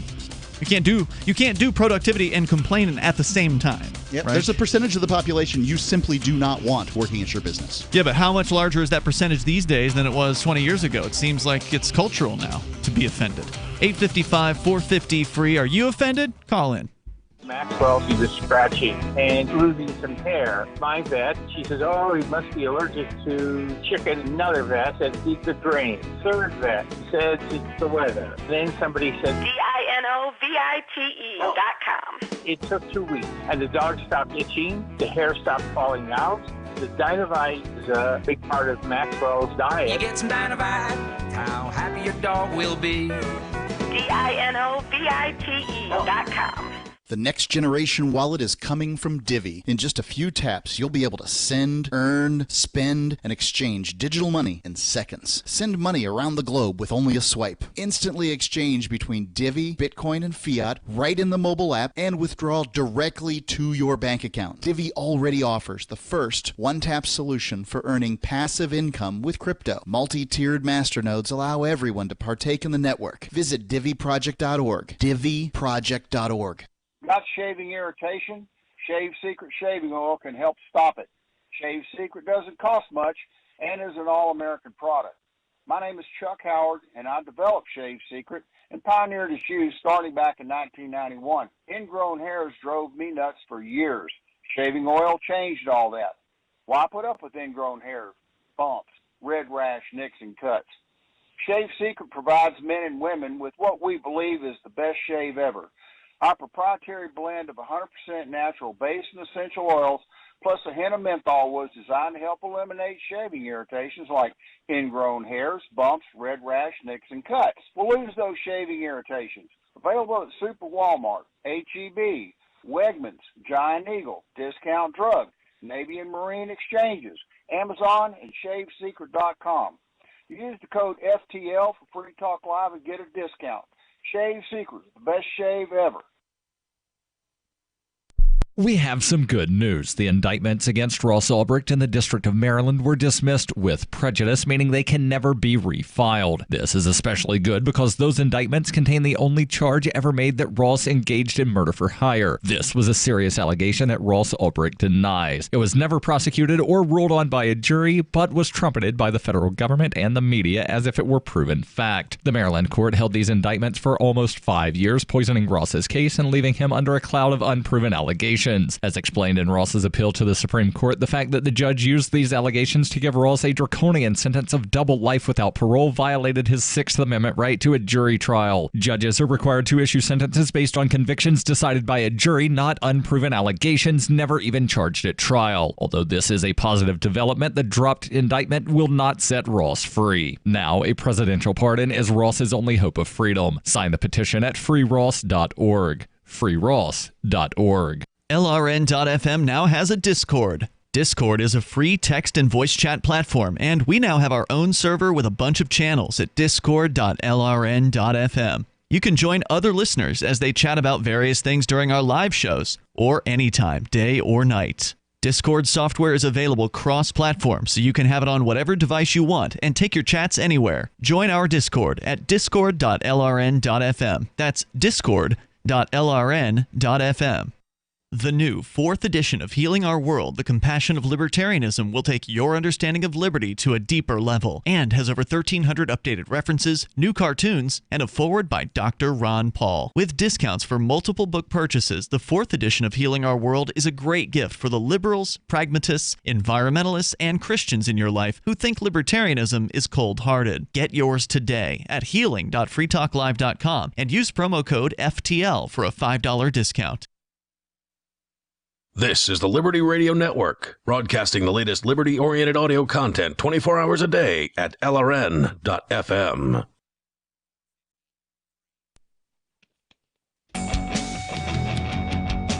Free Talk Live. You dial in toll-free and bring up whatever you want. Our number, 855-450-FREE, like freedom. That's 855-450-3733. And I want to say thanks to Liberty.menu. It's a great website to help the liberty community. So it's only for folks who reject the initiation of force and agree to abide by the ethics of the non-aggression principle. So if that describes you, if you love freedom, then you should get over to Liberty.menu because you can list the things you do there. Maybe you got a business, you want more, you want more people to come into your business. Whether it's online or in real life, you can list it there. It's a map-based site, so you can easily see where these things are. Digital content creators, there's a category for you. And if you're putting together an event, Liberty.menu can help you list that as well. It's Liberty.menu, and it's free to use, so head on over there. You can also use code FTL and get a special Free Talk Live listener badge at Liberty.menu. As we continue, we've been talking about this story, Mark, that comes from a science website. A story so offensive that Mark has barely gotten into it. I don't know if there's much more to say about it. There's not much more to say about it. That's basically the whole thing. Yeah, people who I'm are offended that there's not more to the story. Just to summarize, people who are science has found now that people who are easily offended are terrible employees. They're not productive, and they're also frowned upon by their supervisors, right? Right. Right. So they, basically they're poor performers. In fact, they may even be counterproductive to the business. Absolutely. And so they're always finding something wrong. People with the potential to be offended, as they refer to them as, also had implications for employees' self-reported job satisfaction and workplace engagement. Building on the idea that the potential to be offended may also influence the way that employees view their organization's actions overall, organizational justice was hypothesized and found to mediate the relationship between people with the propensity to be offended and both employees' behavior and attitudes. Implications for managers and organizations concerned with modern societal movements are discussed. So basically, not only I'll read it here, that people who have potential to be offended negatively relates to their task performance as far as productivity and citizenship behavior, meaning they're a-holes. And it also means it's more likely that they have counterproductive behavior as reported by their supervisor. It also means that people don't want to work with them. Why would you want to work with somebody who's always complaining about something? Right. So look, I get it. If something's actually wrong, you should bring that to a manager's attention and, and try to get that remedied, whatever that problem is. So I'm not saying you shouldn't complain about a thing when the time is right, but these people, that's just all they ever look at. That's their perspective in life, is to find things that are wrong or to find things that are upsetting to them so they can bitch about it. I guess if you were doing, a study to put together an article on people who are easily offended, you might wish to assemble a group of easily offended people to ask them questions and ascertain their biases and things. How did they find these people to study anyway? But outside of that, I don't know how they found them. They did it by direct science, dude. It's sciencedirect.com. Don't you know? You got to put like an ad in something, right, to get the participants. Are you easily offended? Are you easily offended? Yeah. Maybe they go to a business and, give us your most easily offended employee. We'd like to talk to them. We'll pay them or something like that. I don't know. Yeah, I don't know. Interesting. But I can tell you that I don't disagree with any of this, and that's the reason I didn't dig too deeply into it, is because, that makes perfectly good sense. So coming up, there's a sad story, Captain, that I think you have about a wife who has taken a job at a nursing home. because she has previously been unable to see her loved one. I believe is it her husband that's in there, or father? Is correct. So we'll tell you about that story. You're welcome to share your thoughts with us as well. The toll-free number here is 855-450-FREE, like freedom, because during this whole COVID crackdown, insanity, medical, authoritarian hellscape state that we've been seeing on the rise, one of the things that people have been prohibited from doing in a lot of places is going to a nursing home. Yeah. Even if you have an elderly grandmother or mother or father that's in that husband, nursing wife. or husband, you've got somebody you care about in that nursing home. Sorry, you can't go see them. Yeah. They're probably going to die without ever seeing you again. It's a terrible situation that I wish I had better answers for, but at the same time, I get why they're trying to protect their residents. I mean, they have the highest risk population, and don't forget that a large percentage of the people that have died in nursing homes. Yeah. And in large part they because sent sick people into the nursing homes. in large part because states. of the mistakes made by on purpose. Cuomo and his administration in New York. But it's not easy. I have a friend that I visited, I guess, regularly. Weekly. Yeah. And he's pretty elderly. He's got to be 90 now. Wow. And he's celebrated a birthday, and it's all done without me. He celebrated his birthday alone, right? They're locked in their rooms. Oh, you can have a staff. The staff will bring you a birthday cake. Mm-hmm. Yeah. That's all you get. Right. I mean, it's worse than any prison. That's awful. A whole bunch of people celebrated birthdays alone during the quote quarantine unquote. Yep. The great quarantine of 2020. Oh, but then there was also the drive-by birthday celebrations. Did you hear about those? Yeah. Where the family members would honk their horns as they drove by the house. Chuck a present over the top of the car into the yard. What would make more sense to me is to make, and again, this is not my field of expertise, but what would make more sense to me is make on-site housing for the staff and pay them sort of a hazard pay kind of situation and say, hey, look, right now we're in lockdown and you're not leaving. You can't go home to your family or whatever, but to keep that community, open to itself, so that, the people aren't locked in their rooms, because that's terrible. So the elderly folks can't even associate with each other? In many cases, yes. That's so. Oh, my God. Remember, these are... I mean, it's depressing. You've been in nursing homes before, right? Like, it's depressing to even just go in and look at a group of people in a nursing home, but to say that they're now being separated from even the people within the home, that's just... I mean, that's torture, almost. Just stuck in their rooms. Go ahead and kill me now. Like, that's awful. Yeah, why not check out is one of the thoughts I have. Is just check out and go someplace. I don't know. Yeah, well, I wonder what the culture of fear is like there, too. Because it's bad everywhere else. Well, you have every reason to be concerned if you're over the age of 70 about this virus. I mean, it could... Or maybe you don't care. Maybe you're like, you know what? I'd rather have a life.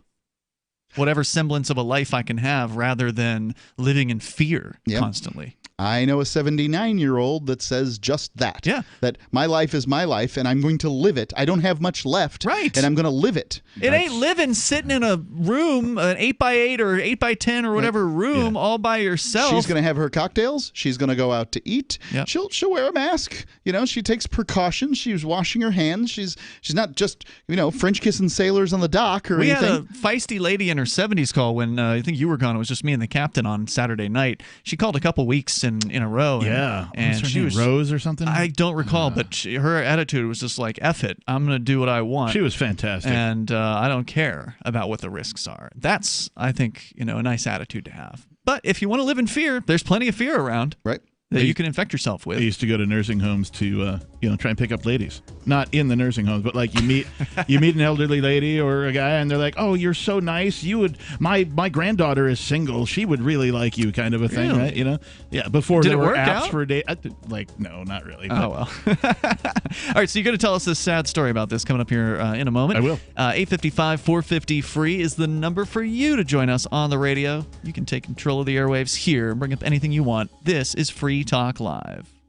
News from news.bitcoin.com. BTC miners give off a signal of intending to sell. Does this mean a bear cycle? New Zealand police seized $91 million from a Russian exchange operator. Anti-crypto SEC head stepping down, making Bitcoin ETFs more likely. And you can make money by referring people to exchange.bitcoin.com. Bitcoin.com is your source for getting started with cryptocurrencies, getting a wallet, buying Bitcoin Cash, mining, and all the latest cryptocurrency news at news.bitcoin.com. Did you know you can support freedom of speech just by visiting shop.freetalklive.com? You'll see links to Walmart, Love Java, Newegg, and more. Every day, Free Talk Live is at the forefront of the liberty movement as the biggest liberty-oriented talk show in the world, giving you a platform to be heard on any topic. Get listener-only specials without doing anything other than an extra click. Visit shop.freetalklive.com. Use the links and buy what you'd be buying anyway. Take action now. Save and support freedom. Visit shop.freetalklive.com. It's shop.freetalklive.com.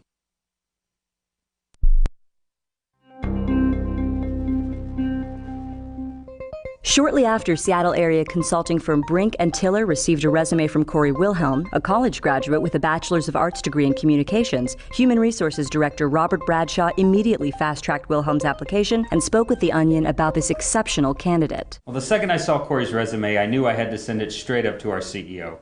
I mean, we're talking about an applicant who not only got into the University of Washington School of Communication, but also managed to graduate in 4 years with a Bachelor of Arts. This kid's only 22, but according to his resume, he already has experience in Word, Excel, and PowerPoint.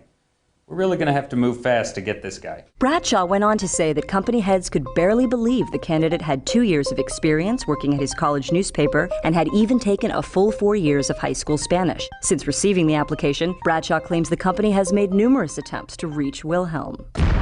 This is the Onion News Network. Cell 411 is a free app for Android and iOS that replaces government-controlled 911. Cell 411 allows you to preset a group of friends or private organizations to show up at any emergency. Cell 411 is a nightmare for the state because it proves their so-called services aren't needed. Cell 411 has had thousands of installs, and of course it's covered by the BIPCOT no government license. Cell 411 because your friends won't shoot you when you're in trouble. Without the government, who would build the emergency services? You and Cell 411. Get it today at getcell411.com.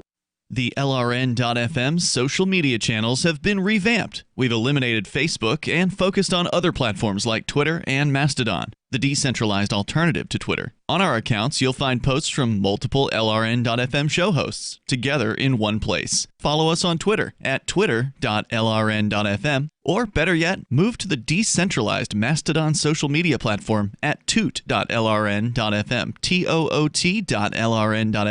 I think you'll like it. Uncovering the secrets and exposing the lies. That's what the readers of freedomsphoenix.com get every day. freedomsphoenix.com, constantly providing the information, the real news about government policies, and the real relationship we all have with the coercive government. The real condition of the economy, innovations in technology, breakthroughs in energy, health, and computer science. Learn the truth well before it's admitted to in the lamestream media. The corporate media, nothing more than distributors of government propaganda, but now there's an alternative. freedomsphoenix.com. Constant news updates on the issues that affect your life in the most important ways. With liberty and property under constant attack, freedomsphoenix.com provides the understanding behind the propaganda, and it encourages the participation of its readers. Go to freedomsphoenix.com. That's freedoms with an S, phoenix.com. freedomsphoenix.com. The revolution between the ears has already happened. You can sign up to receive the latest about the Liberty Radio Network via our email updates at updates.lrn.fm. That's updates.lrn.fm.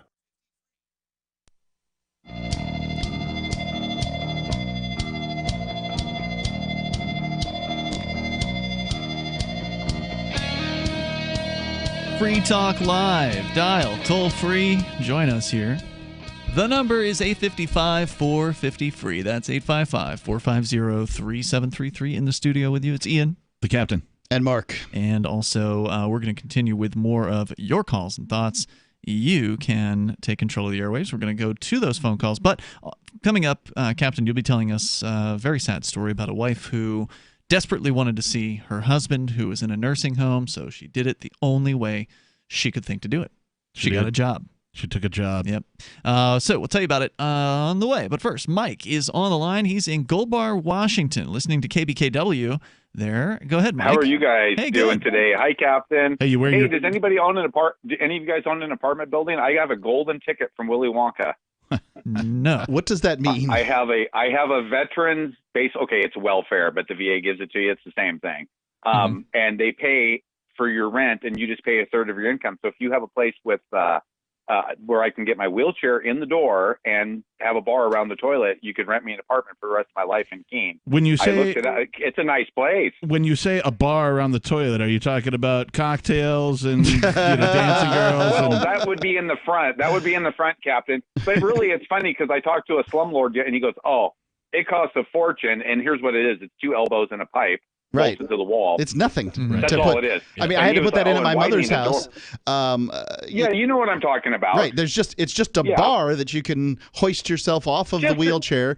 Right. You've seen them, these curved bars. Be safe. Yeah. Yeah, right. You can get the stuff at home. Anyway, I'm kind of kidding, but I did look at Keene, and it's a beautiful town, I have to say. If you were a painter, the buildings and all that. Yep. You guys were talking earlier about the huffers and puffers at work and yeah, the easily offended people. People with a high potential to be offended. I fell right into that cat. Okay, so I spent 6 years after high school in the Army, 4 of them a sergeant, of course, in charge of everything. Mm-hmm. And when I got out, though, I immediately had to work menial jobs because, I didn't really know anything except for how to make people do stuff. Well, yeah, it turns out knowing how to blow things up and shoot people isn't the most valuable skill. When you work at right. So when you work at Beacons, that's not a big deal. But anyway, so I did that for years where I really was easily offended because I'd always been in charge. And finally I lost the job and the guy said, "Look, you're not a sergeant anymore. I'm so sorry." But because I was just constantly, but then I went to work for myself. I had a pretty big lawn company up in the San Juan Islands where I made enough money to support me and my wife. Nice. And when I hired people, every time it was the same thing. It didn't matter what you had to have these lawns perfect. They were Navy pilots. They were the people that built the American Cup race boat. They were high dollar, so everything had to be absolutely, and I could not ever have an employee that didn't just whine. And so I got a taste of it on both sides. Wow. Hard to find good help. Pick the wrong job. They say. Yeah, people pick the wrong. Well, they picked the wrong job. And by the way, for a lot of, I may not have been the greatest employee either. It was in times gone by, and I think it's just sometimes people are not. better. They're better bosses than better business owners than they are employees. I don't think I'm a good boss, but I do like to work for myself. You did go to the airport without ID, correct? Is that you? I think that was. No, Sam Dodson did that. Yeah, Sam Dodson did that. Okay, anyways. But I went through thank you. a Border Patrol checkpoint that was inside the United States, and I refused to tell them that I was a U.S. citizen. That's right. So I could imagine you being an employee. I get it. Thanks, Mike, for the call tonight, man. I appreciate you hearing guys have from a good night. Yes, Thanks. sir. Later, Mike. I still want to have a bar in a bathroom. I think that'd be great. Just because you can't put the like, drink down. I gotta go take a leak. Oh, hey, yeah, sure. Mix me up another one of these Manhattans over here. Right. While you're going from one end, you're bringing more in on the other end, right? There you go. I don't know if I'd go Non-stop quite drinking. that far. All right. Let's get to the story. So this is from WFSB Eyewitness News 3. Wife, this is in Florida, by the way. Of course. Wife takes dishwasher job at nursing home so she can see husband with Alzheimer's. A Florida woman separated from her beloved husband for 114 days. Jeez. Accepted a dishwashing job at a nursing home where he lives so they could finally see each other. Quote, "After 114 days, I got to hug my husband today." God, it's been that long? Yeah. "I also washed a lot of dishes," I guess so. Mary Daniel wrote on Facebook.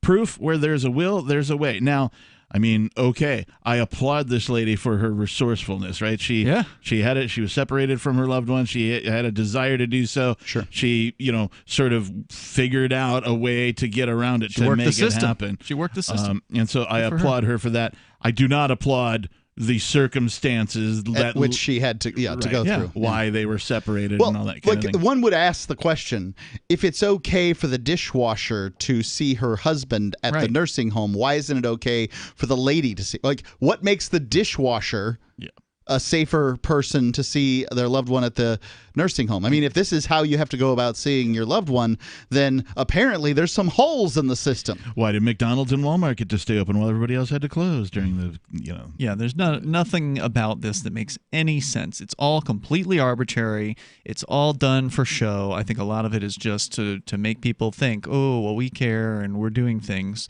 even though you can find the holes in the system. Yeah. To protect patients and prevent the spread of coronavirus, Florida Governor Ron DeSantis banned visitations to nursing homes, but Mary was determined to see her husband. I told him I'd be there with him holding his hand, she told First Coast News. We tried a window visit. He just cried. You can't explain it to him, she continued. After appearing on the local news station last month, the nursing home called Mary and offered her a job as a dishwasher. Oh, the interesting. Nursing home called her. Interesting. I didn't know that. She finally reunited with her husband on July 3rd after nearly 4 months. He was teary-eyed, Mary said. He touched my face even with my mask on. Oh, jeez. Due to a resurgence of coronavirus cases in the state, Florida is extending the ban on visitations to nursing homes for another 2 months. Mary, When will it end? I don't think it will. Well, I mean, will you ever get to see your loved ones again before they die in as there? a reminder in these uncertain times that times have never been certain, right? Yeah. Like, don't worry. There's still going to be tens of thousands of people dying per week from the flu and a variety of sniffly sort of illnesses. Some other virus or bacteria is coming. Yep, it's coming. And Sorry, it's you not don't get going to be ever safe. see Grandma again. It's never going to be safe. Oh, well, you can call on Skype. Oh, you can call on Zoom. That makes it better, right? I mean, I think these window visits are probably better than nothing, but man, you can see. Yeah, they let you do that in jail too. Yeah, they do. No, you can use a video. My grandfather had a milestone birthday recently, and I was sent some photos of the gathering. I was unable to attend, but it warmed my heart to see people hugging. Together? Yeah, hugging, holding hands, sort of group photos, everybody's touching each other, arm around each other kind of stuff. I was like, that's great. Thank goodness he's not in a home. Because I did not want to see a photo filled with all of my family in masks standing 6 feet away from each other in an attempt to celebrate the birthday of my that just would have sucked. Yesterday, there was a story that we shared that now they're saying you need to wear a mask in your own home. This is what the Texas Department of Health or whatever. Well, hang on just a second, because this lady, Mary, has created a Facebook group called Caregivers for Compromise because isolation kills too. Yeah. Urging the governor to reconsider visits under certain circumstances. So that's the wrap up there. That is sad. So I applaud her for doing what she needed to do to get in contact with her loved one. Yep. I hate everything else surrounding it. Yeah. 855-450-FREE. That's the toll-free number tonight. And there is no indication that these government goons are going to let things go back to normal. What happened to 2 weeks? Remember? Oh, it's just for 2 weeks, guys. Just it's 4 2 months weeks now. It's 4 months at it's this just point. 2 weeks. 45 million unemployed later. And if you look at the CDC's numbers, deaths don't seem to be going up in America. Well, the narrative changed from deaths to cases. Well, now it's cases, but that's if these people who are having cases are basically not having symptoms, why am I supposed to be concerned? The survival rate is still over 99%. Yes, if you had if you were diagnosed with a cancer that had a survivability rate of 99%, you'd probably be pretty overjoyed. You're like, oh, with the diagnosis. The toll-free number, 855-450-FREE like freedom. That's 855-450-3733. You can take control of the airwaves even in the remaining moments of this show, which are coming up. This is Free Talk Live. Silver has always been nature's very own antibiotic, and only one system allows you to generate an endless supply of natural silver solutions. SilverLungs.com. You'll find no wild claims or pseudoscience, just a lifetime of nano-sized pure silver solutions. The Silver Lungs generator allows you to make your own, so stop paying for silver solutions. The unique lung delivery system targets respiratory infections where other silver solutions simply cannot reach. See the Silver Lungs generator and lung delivery system at SilverLungs.com. That's SilverLungs.com. Attention radio listeners, have you ever wanted to be independent of the utility companies and actually generate your own supply of off-grid electrical power? If so, this is going to be the most important message you'll ever hear. Here's why. A limited number of solar-powered backup generators are back in stock and now available. These emergency backup systems provide life-saving electrical power when you need it most. And unlike gas generators, a solar generator runs quietly, emits no fumes, and produces an endless supply of free electricity from the sun. It's like having an electric power plant running silently, secretly in your own home. Run sump pumps, shortwave radios, computers, even keep food from spoiling. Go to mysolarbackup.com to learn more. That's mysolarbackup.com. Supplies are still limited and are available on a first-come, first-served basis only. mysolarbackup.com. Have you ever thought about turning your Glock, XD Family, or 1911 handgun into a semi-automatic carbine? It only takes about 30 seconds. The MacTech Carbine Upper is classified as an accessory and can be delivered right to your doorstep with no FFL or background check required. It's the world's most versatile pistol accessory. Build your custom upper today. Simply go to handgunconversion.com. That's handgunconversion.com. Why did you move to the Shire? I moved here to the Shire because there's other people around who take liberty just as seriously as I do. I moved to the Shire because I saw videos of people challenging authority and thought that I could get support myself. It called to me, like, do this, right now. I wanted to be around people like me who got it, and once I got here, I knew there was nowhere else that I wanted to be. I've always wanted to change the world, so I moved to the Shire to join people who were actually working towards doing the same thing.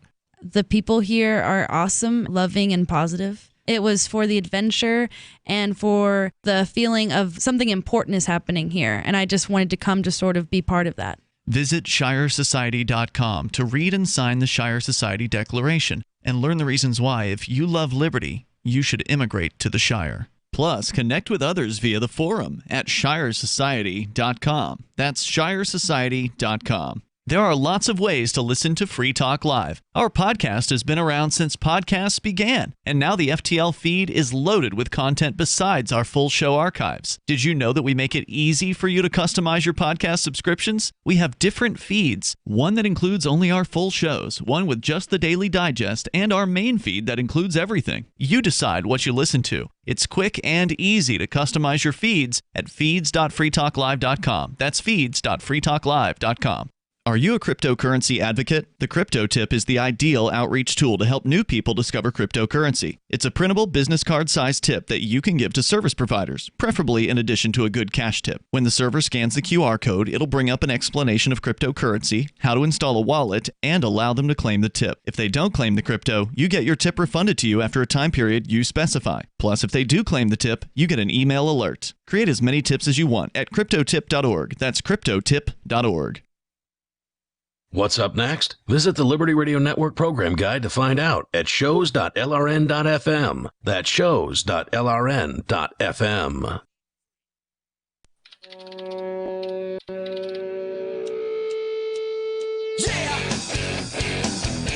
Yeah, it's Free Talk Live. You may take control of the airwaves here.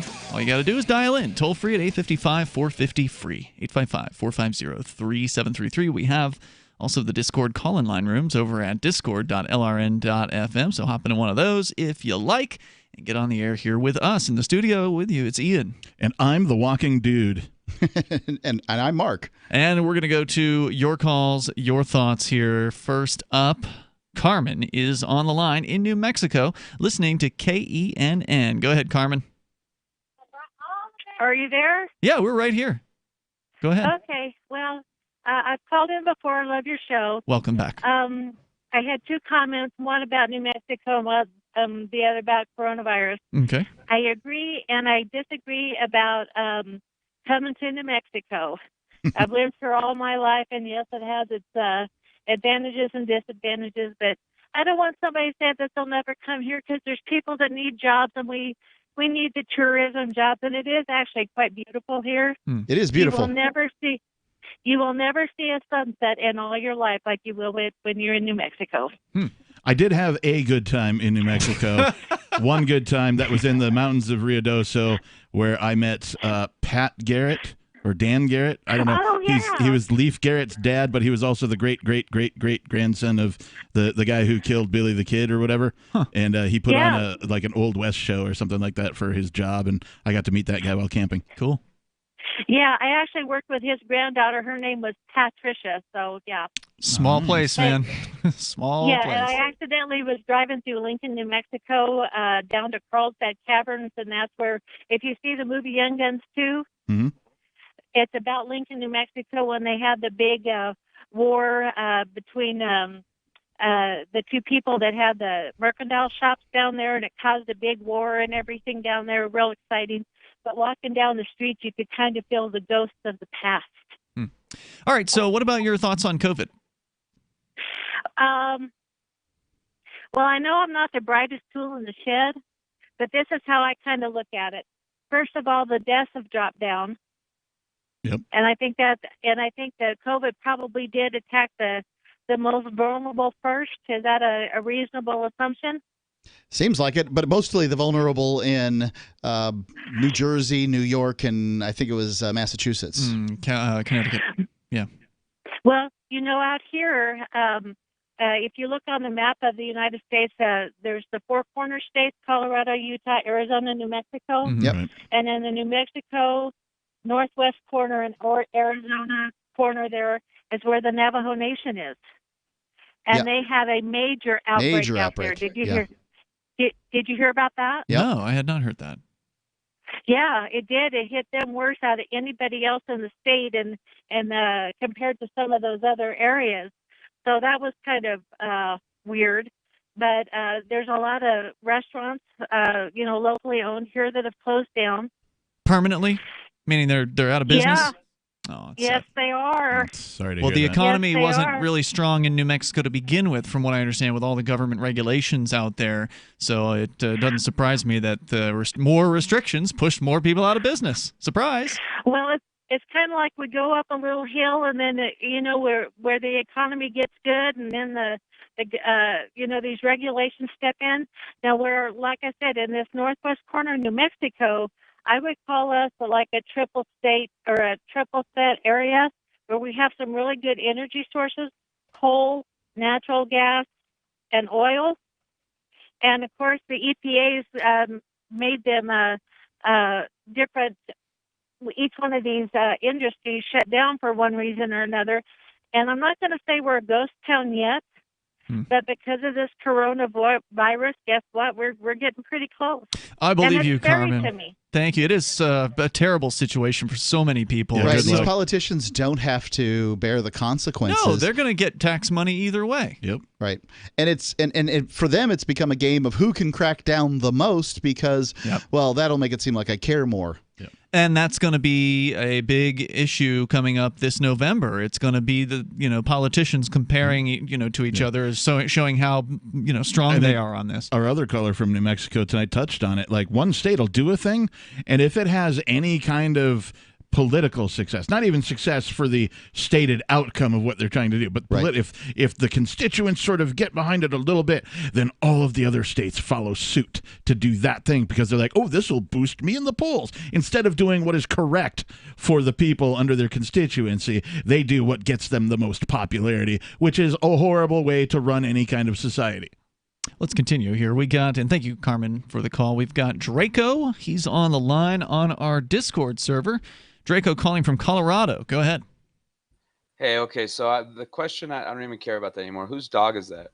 That is my dog. Her name is Jazzy. You're referring to our on-air she's the greatest video studio dog of all time. That is the cutest dog ever. It's true. I agree. I definitely I want Sydney to meet that dog when I get there to Keene for sure. Cool. So what were you calling about?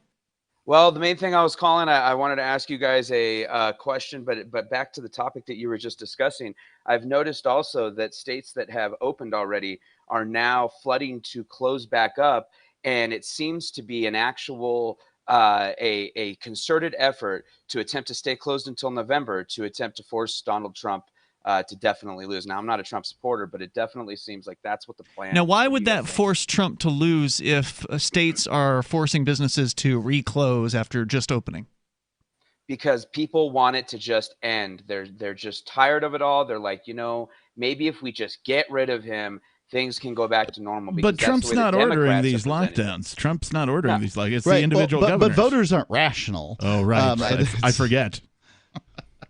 Right. That's my point, is voters aren't rational. So they're thinking, if I can just get rid of Trump, maybe we can get over this and go back to normal. And it's sad. I don't necessarily want Trump, but I definitely don't want pedo Biden, you know.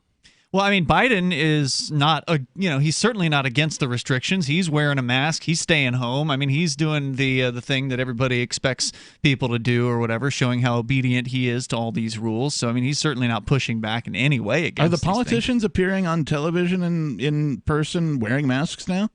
I've seen photos. I've seen photos of Biden with a mask on. Yes, he's doing, even Trump has now. How is he going to sniff anybody with a mask on? You know, I just want to thank you guys for allowing me to call in. What was the question you had? Can you ask that? You want me to really ask the question? Ian? Yeah, I mean, you said it was some sort of a sex question. As but... as libertarians or voluntarists, whatever you are, where do you stand on people promoting the idea of giving children, prepubescent children, hormones to arrest their puberty? What is your opinion on that? That's a very strange thing, and this is like it's become a thing. Is this the trans thing that some trans? Yeah, this is so if you're dealing with a person sort of that's genuinely trans, and they begin transitioning earlier, then they can have a more successful transition. Is the idea. But we stopped allowing was it the Catholic Church that was castrating young men in the early part of the late part of the 19th century still, what they call the castrati, so that they could sing higher. Yep. Right? I mean, this is, it was considered abhorrent, the notion that you would make a decision for a young man. And at this point, best I can tell, you are not allowed to make anywhere in the world the decision to lop your testicles off in order to be an opera singer, a castrati. But yet people have their children their male children's genitals mutilated on a regular basis here in the United States. But here's my point. My point wait, before you get to your point, I want to answer your question, which is to say that I think it's weird, but if everyone is in agreement, it's none of my business. Meaning that if the mom and the dad and the child all agree that this is something they all want to do as a family together, it's not my family. Well, I'll tell you what, the dad's opinion's never going to be taken into account. You can agree, at which point it gives more weight to the mom's decision. But if there's a separation or whatever, if she feels strongly enough, there'll be a separation. You won't. The dad won't get the child, and then his opinion doesn't matter.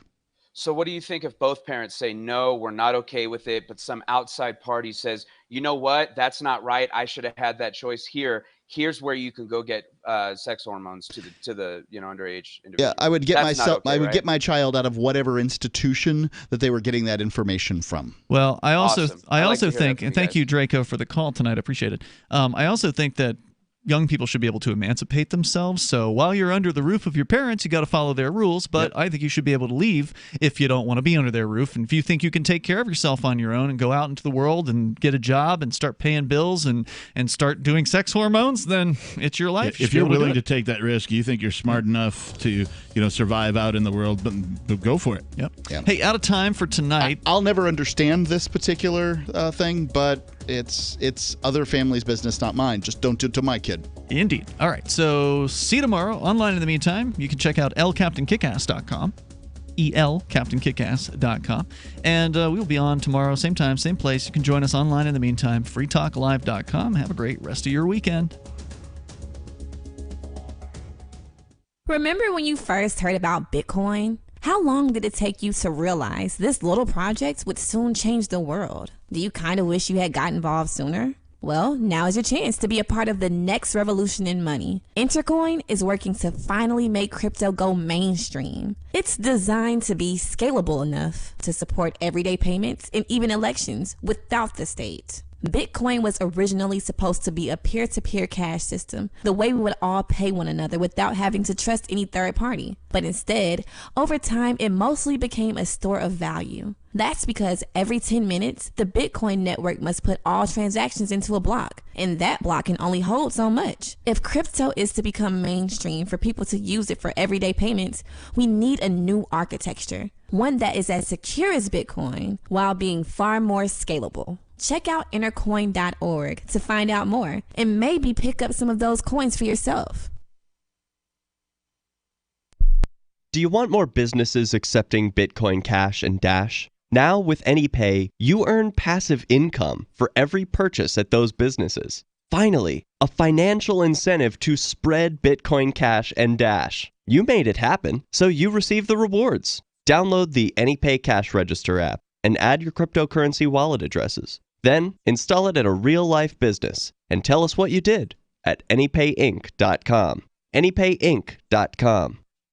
What if you want to hear the latest episode of Free Talk Live, but all you have is your phone, you forgot to download our archive, and you have no data connection? You can call our Listen line at 641-793-0191. That's a long-distance number, so you may incur charges. If not, listen as long as you want. 641-793-0191. The Free Talk Live Listen line, 641-793-0191. The latest episode of Questioning Authority is next after the news on the Liberty Radio Network at LRN.FM. This is the Liberty Beat, your daily source for Liberty news and activist updates. Produced in partnership with the SNLS Network and listeners like you. Online at snlsnetwork.com. I'm Mick Murrow with your latest edition of the Liberty Beat. Gold is trading at $1,817, silver at $19.03, and Bitcoin is trading around $9,395. Today's gold, silver, and Bitcoin prices are brought to you by Brave Botanicals, high-quality kratom and CBD at reasonable prices with excellent customer service. Brave Botanicals is activist-owned and mission-driven. The Liberty Beat and Brave Botanicals believe so strongly in the power of kratom, we're giving it away for free. Just go to libertybeat.news/free kratom. This is the Liberty Beat at snlsnetwork.com. In the news, a police sergeant in Joliet, Illinois, has been stripped of his police powers and placed on administrative leave after he blew the whistle on the cover-up of the murder of a man who was effectively tortured to death by his fellow officers. The Mind Unleashed reports that community members are hailing the actions of whistleblower Police Sergeant Javier Butch Escueda, who was moved to reveal the grisly nature of the in-custody death of Eric Lurie, a black man from Joliet, who was choked to death in the back of a squad car in grueling footage captured on video. On Tuesday, protesters rallied around the Joliet Police Department, calling for justice for Lurie, while praising Sergeant Escueda, a 27-year veteran of the force who has faced retaliation after breaking the code of silence regarding what he sees as the criminal actions of his colleagues, reports CBS 2 Chicago. Joliet City Manager Steve Jones quit following a Tuesday City Council meeting, where the brutal events surrounding Lurie's death were discussed. Ever wonder where we find all the news to report right here on the Liberty Beat? Visit snls.news to get the world's most censored media published all in one place.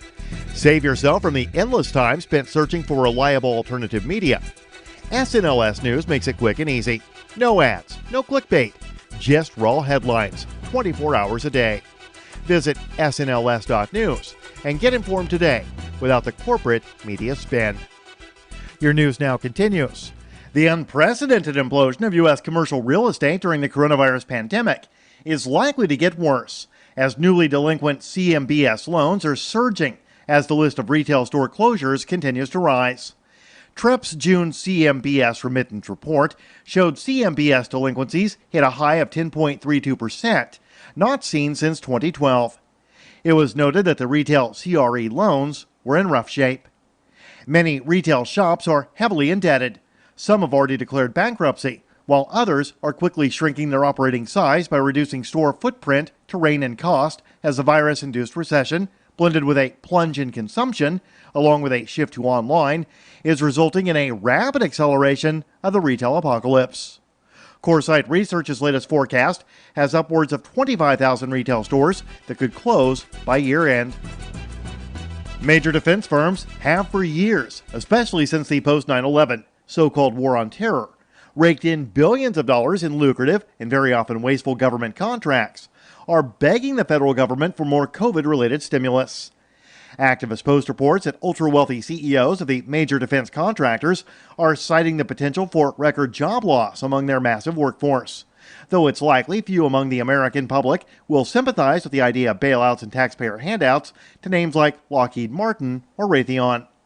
Brazen and unbelievable as it sounds, Bloomberg on Wednesday reported that CEOs of major defense companies, including Lockheed Martin, General Dynamics, Boeing, and Raytheon, urged the Pentagon's acquisitions chief and the White House's acting budget director to press for stimulus money, as the Senate is poised to consider another rescue package to ease damage caused by the coronavirus pandemic. Support for the Liberty Beat is brought to you by the Homestead Guru. The Homestead Guru is an educational website offering tips, tools, news, stories, and commentary on everything homesteading. Topics include green homes, gardening, animal husbandry, do-it-yourself, home remedies, alternative energy, survivalism, unschooling, and more. Those details are found online at thehomestead.guru. This is the Liberty Beat, powered by the SNLS Network at snlsnetwork.com. I'm Mick Murrow, reporting for the Liberty Beat, reminding you, spread liberty with a smile. U.S. presidents often take credit for solving complex issues with many moving parts, whether they deserve that credit or not.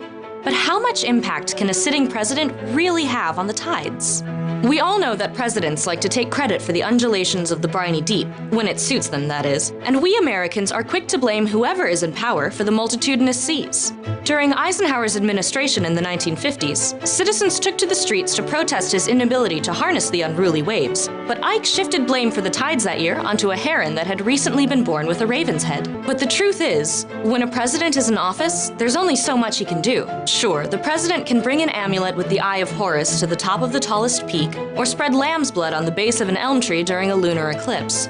In reality, it's hard for anyone to know with true certainty how the tides will play out under any administration. For The Onion, I'm Eliza Hayes.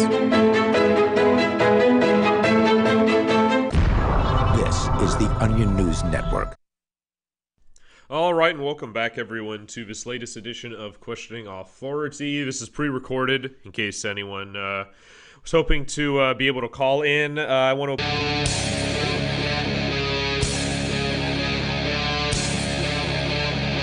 It's Free Talk Live. You can bring up whatever you want to discuss here on the radio with us on this live Saturday edition of the program. Our toll-free number is 855-450-FREE, like freedom. That's 855-450-3733. Coming up here tonight, if we get the chance, we'll talk about a scientific study about easily offended people. Is that right?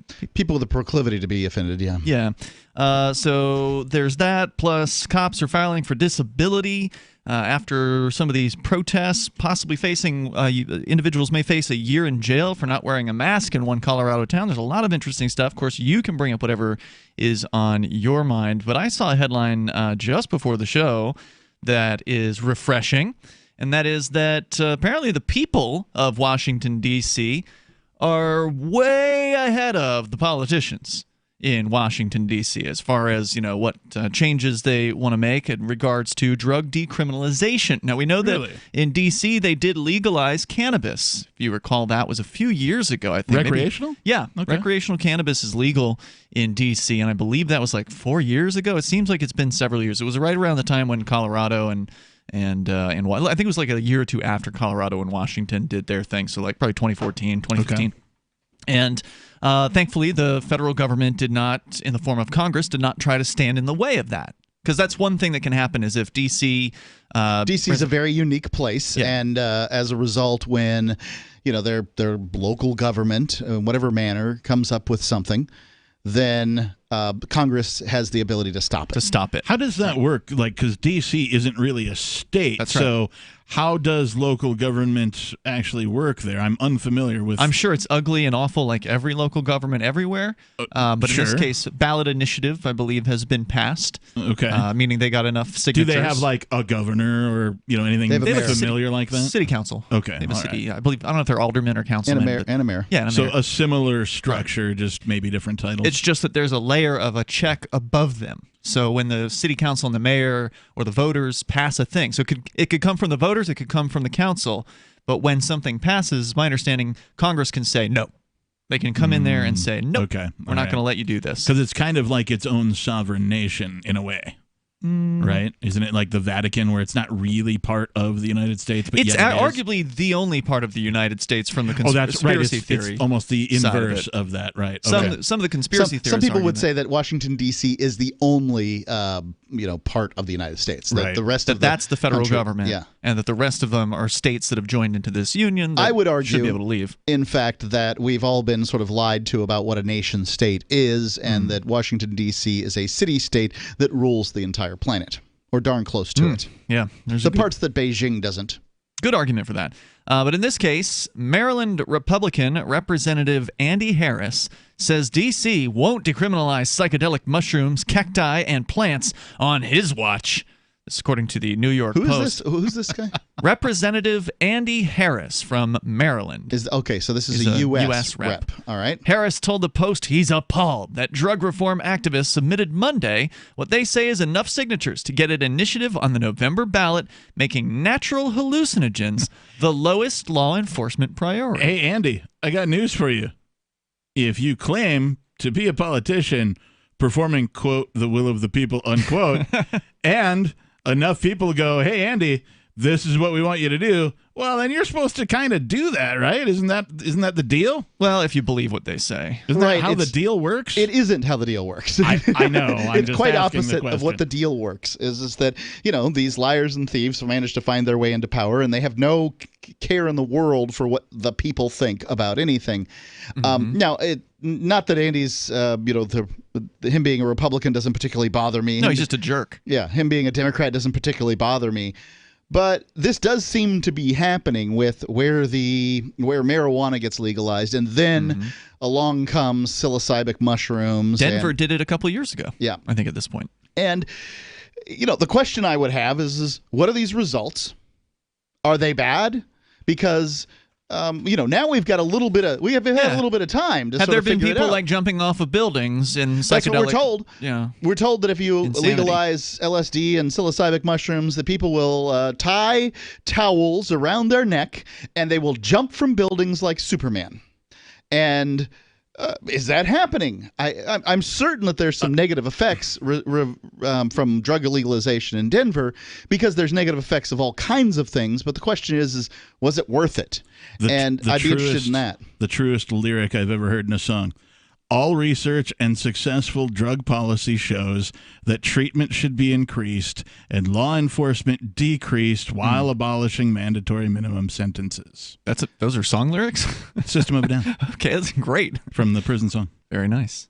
So a little bit more here. Harris says he will force a House Appropriations Committee vote next week to stop the initiative, using the power of Congress over D.C.'s budget. Quote, "This is a bald-faced..."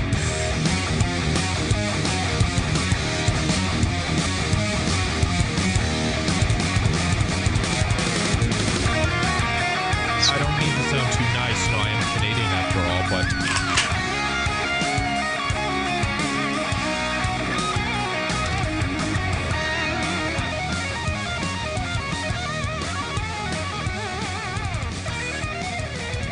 All right, and we're back. This is Questioning Authority Live. I'm your host, Vincent Freeman, on this excellent, this wonderful, this striking Saturday night. It is so good to be with all of you, and I say that not just because I'm kissing your ass, but because for a while there I was worried I wouldn't be with all of you today, because I have a gang of fascist, kleptocrat psychopaths after me. It's awful. They're just all around keen. They have brother organizations all around the country. No one's... And you know what? What's the worst part is there's a whole movement of rednecks and hicks who think that the color of their shirt matters. And who am I talking about? Am I talking about the Crips? Am I talking about the Mafia? Am I talking about the Yakuza? No, I'm actually talking about the fucking police. Okay?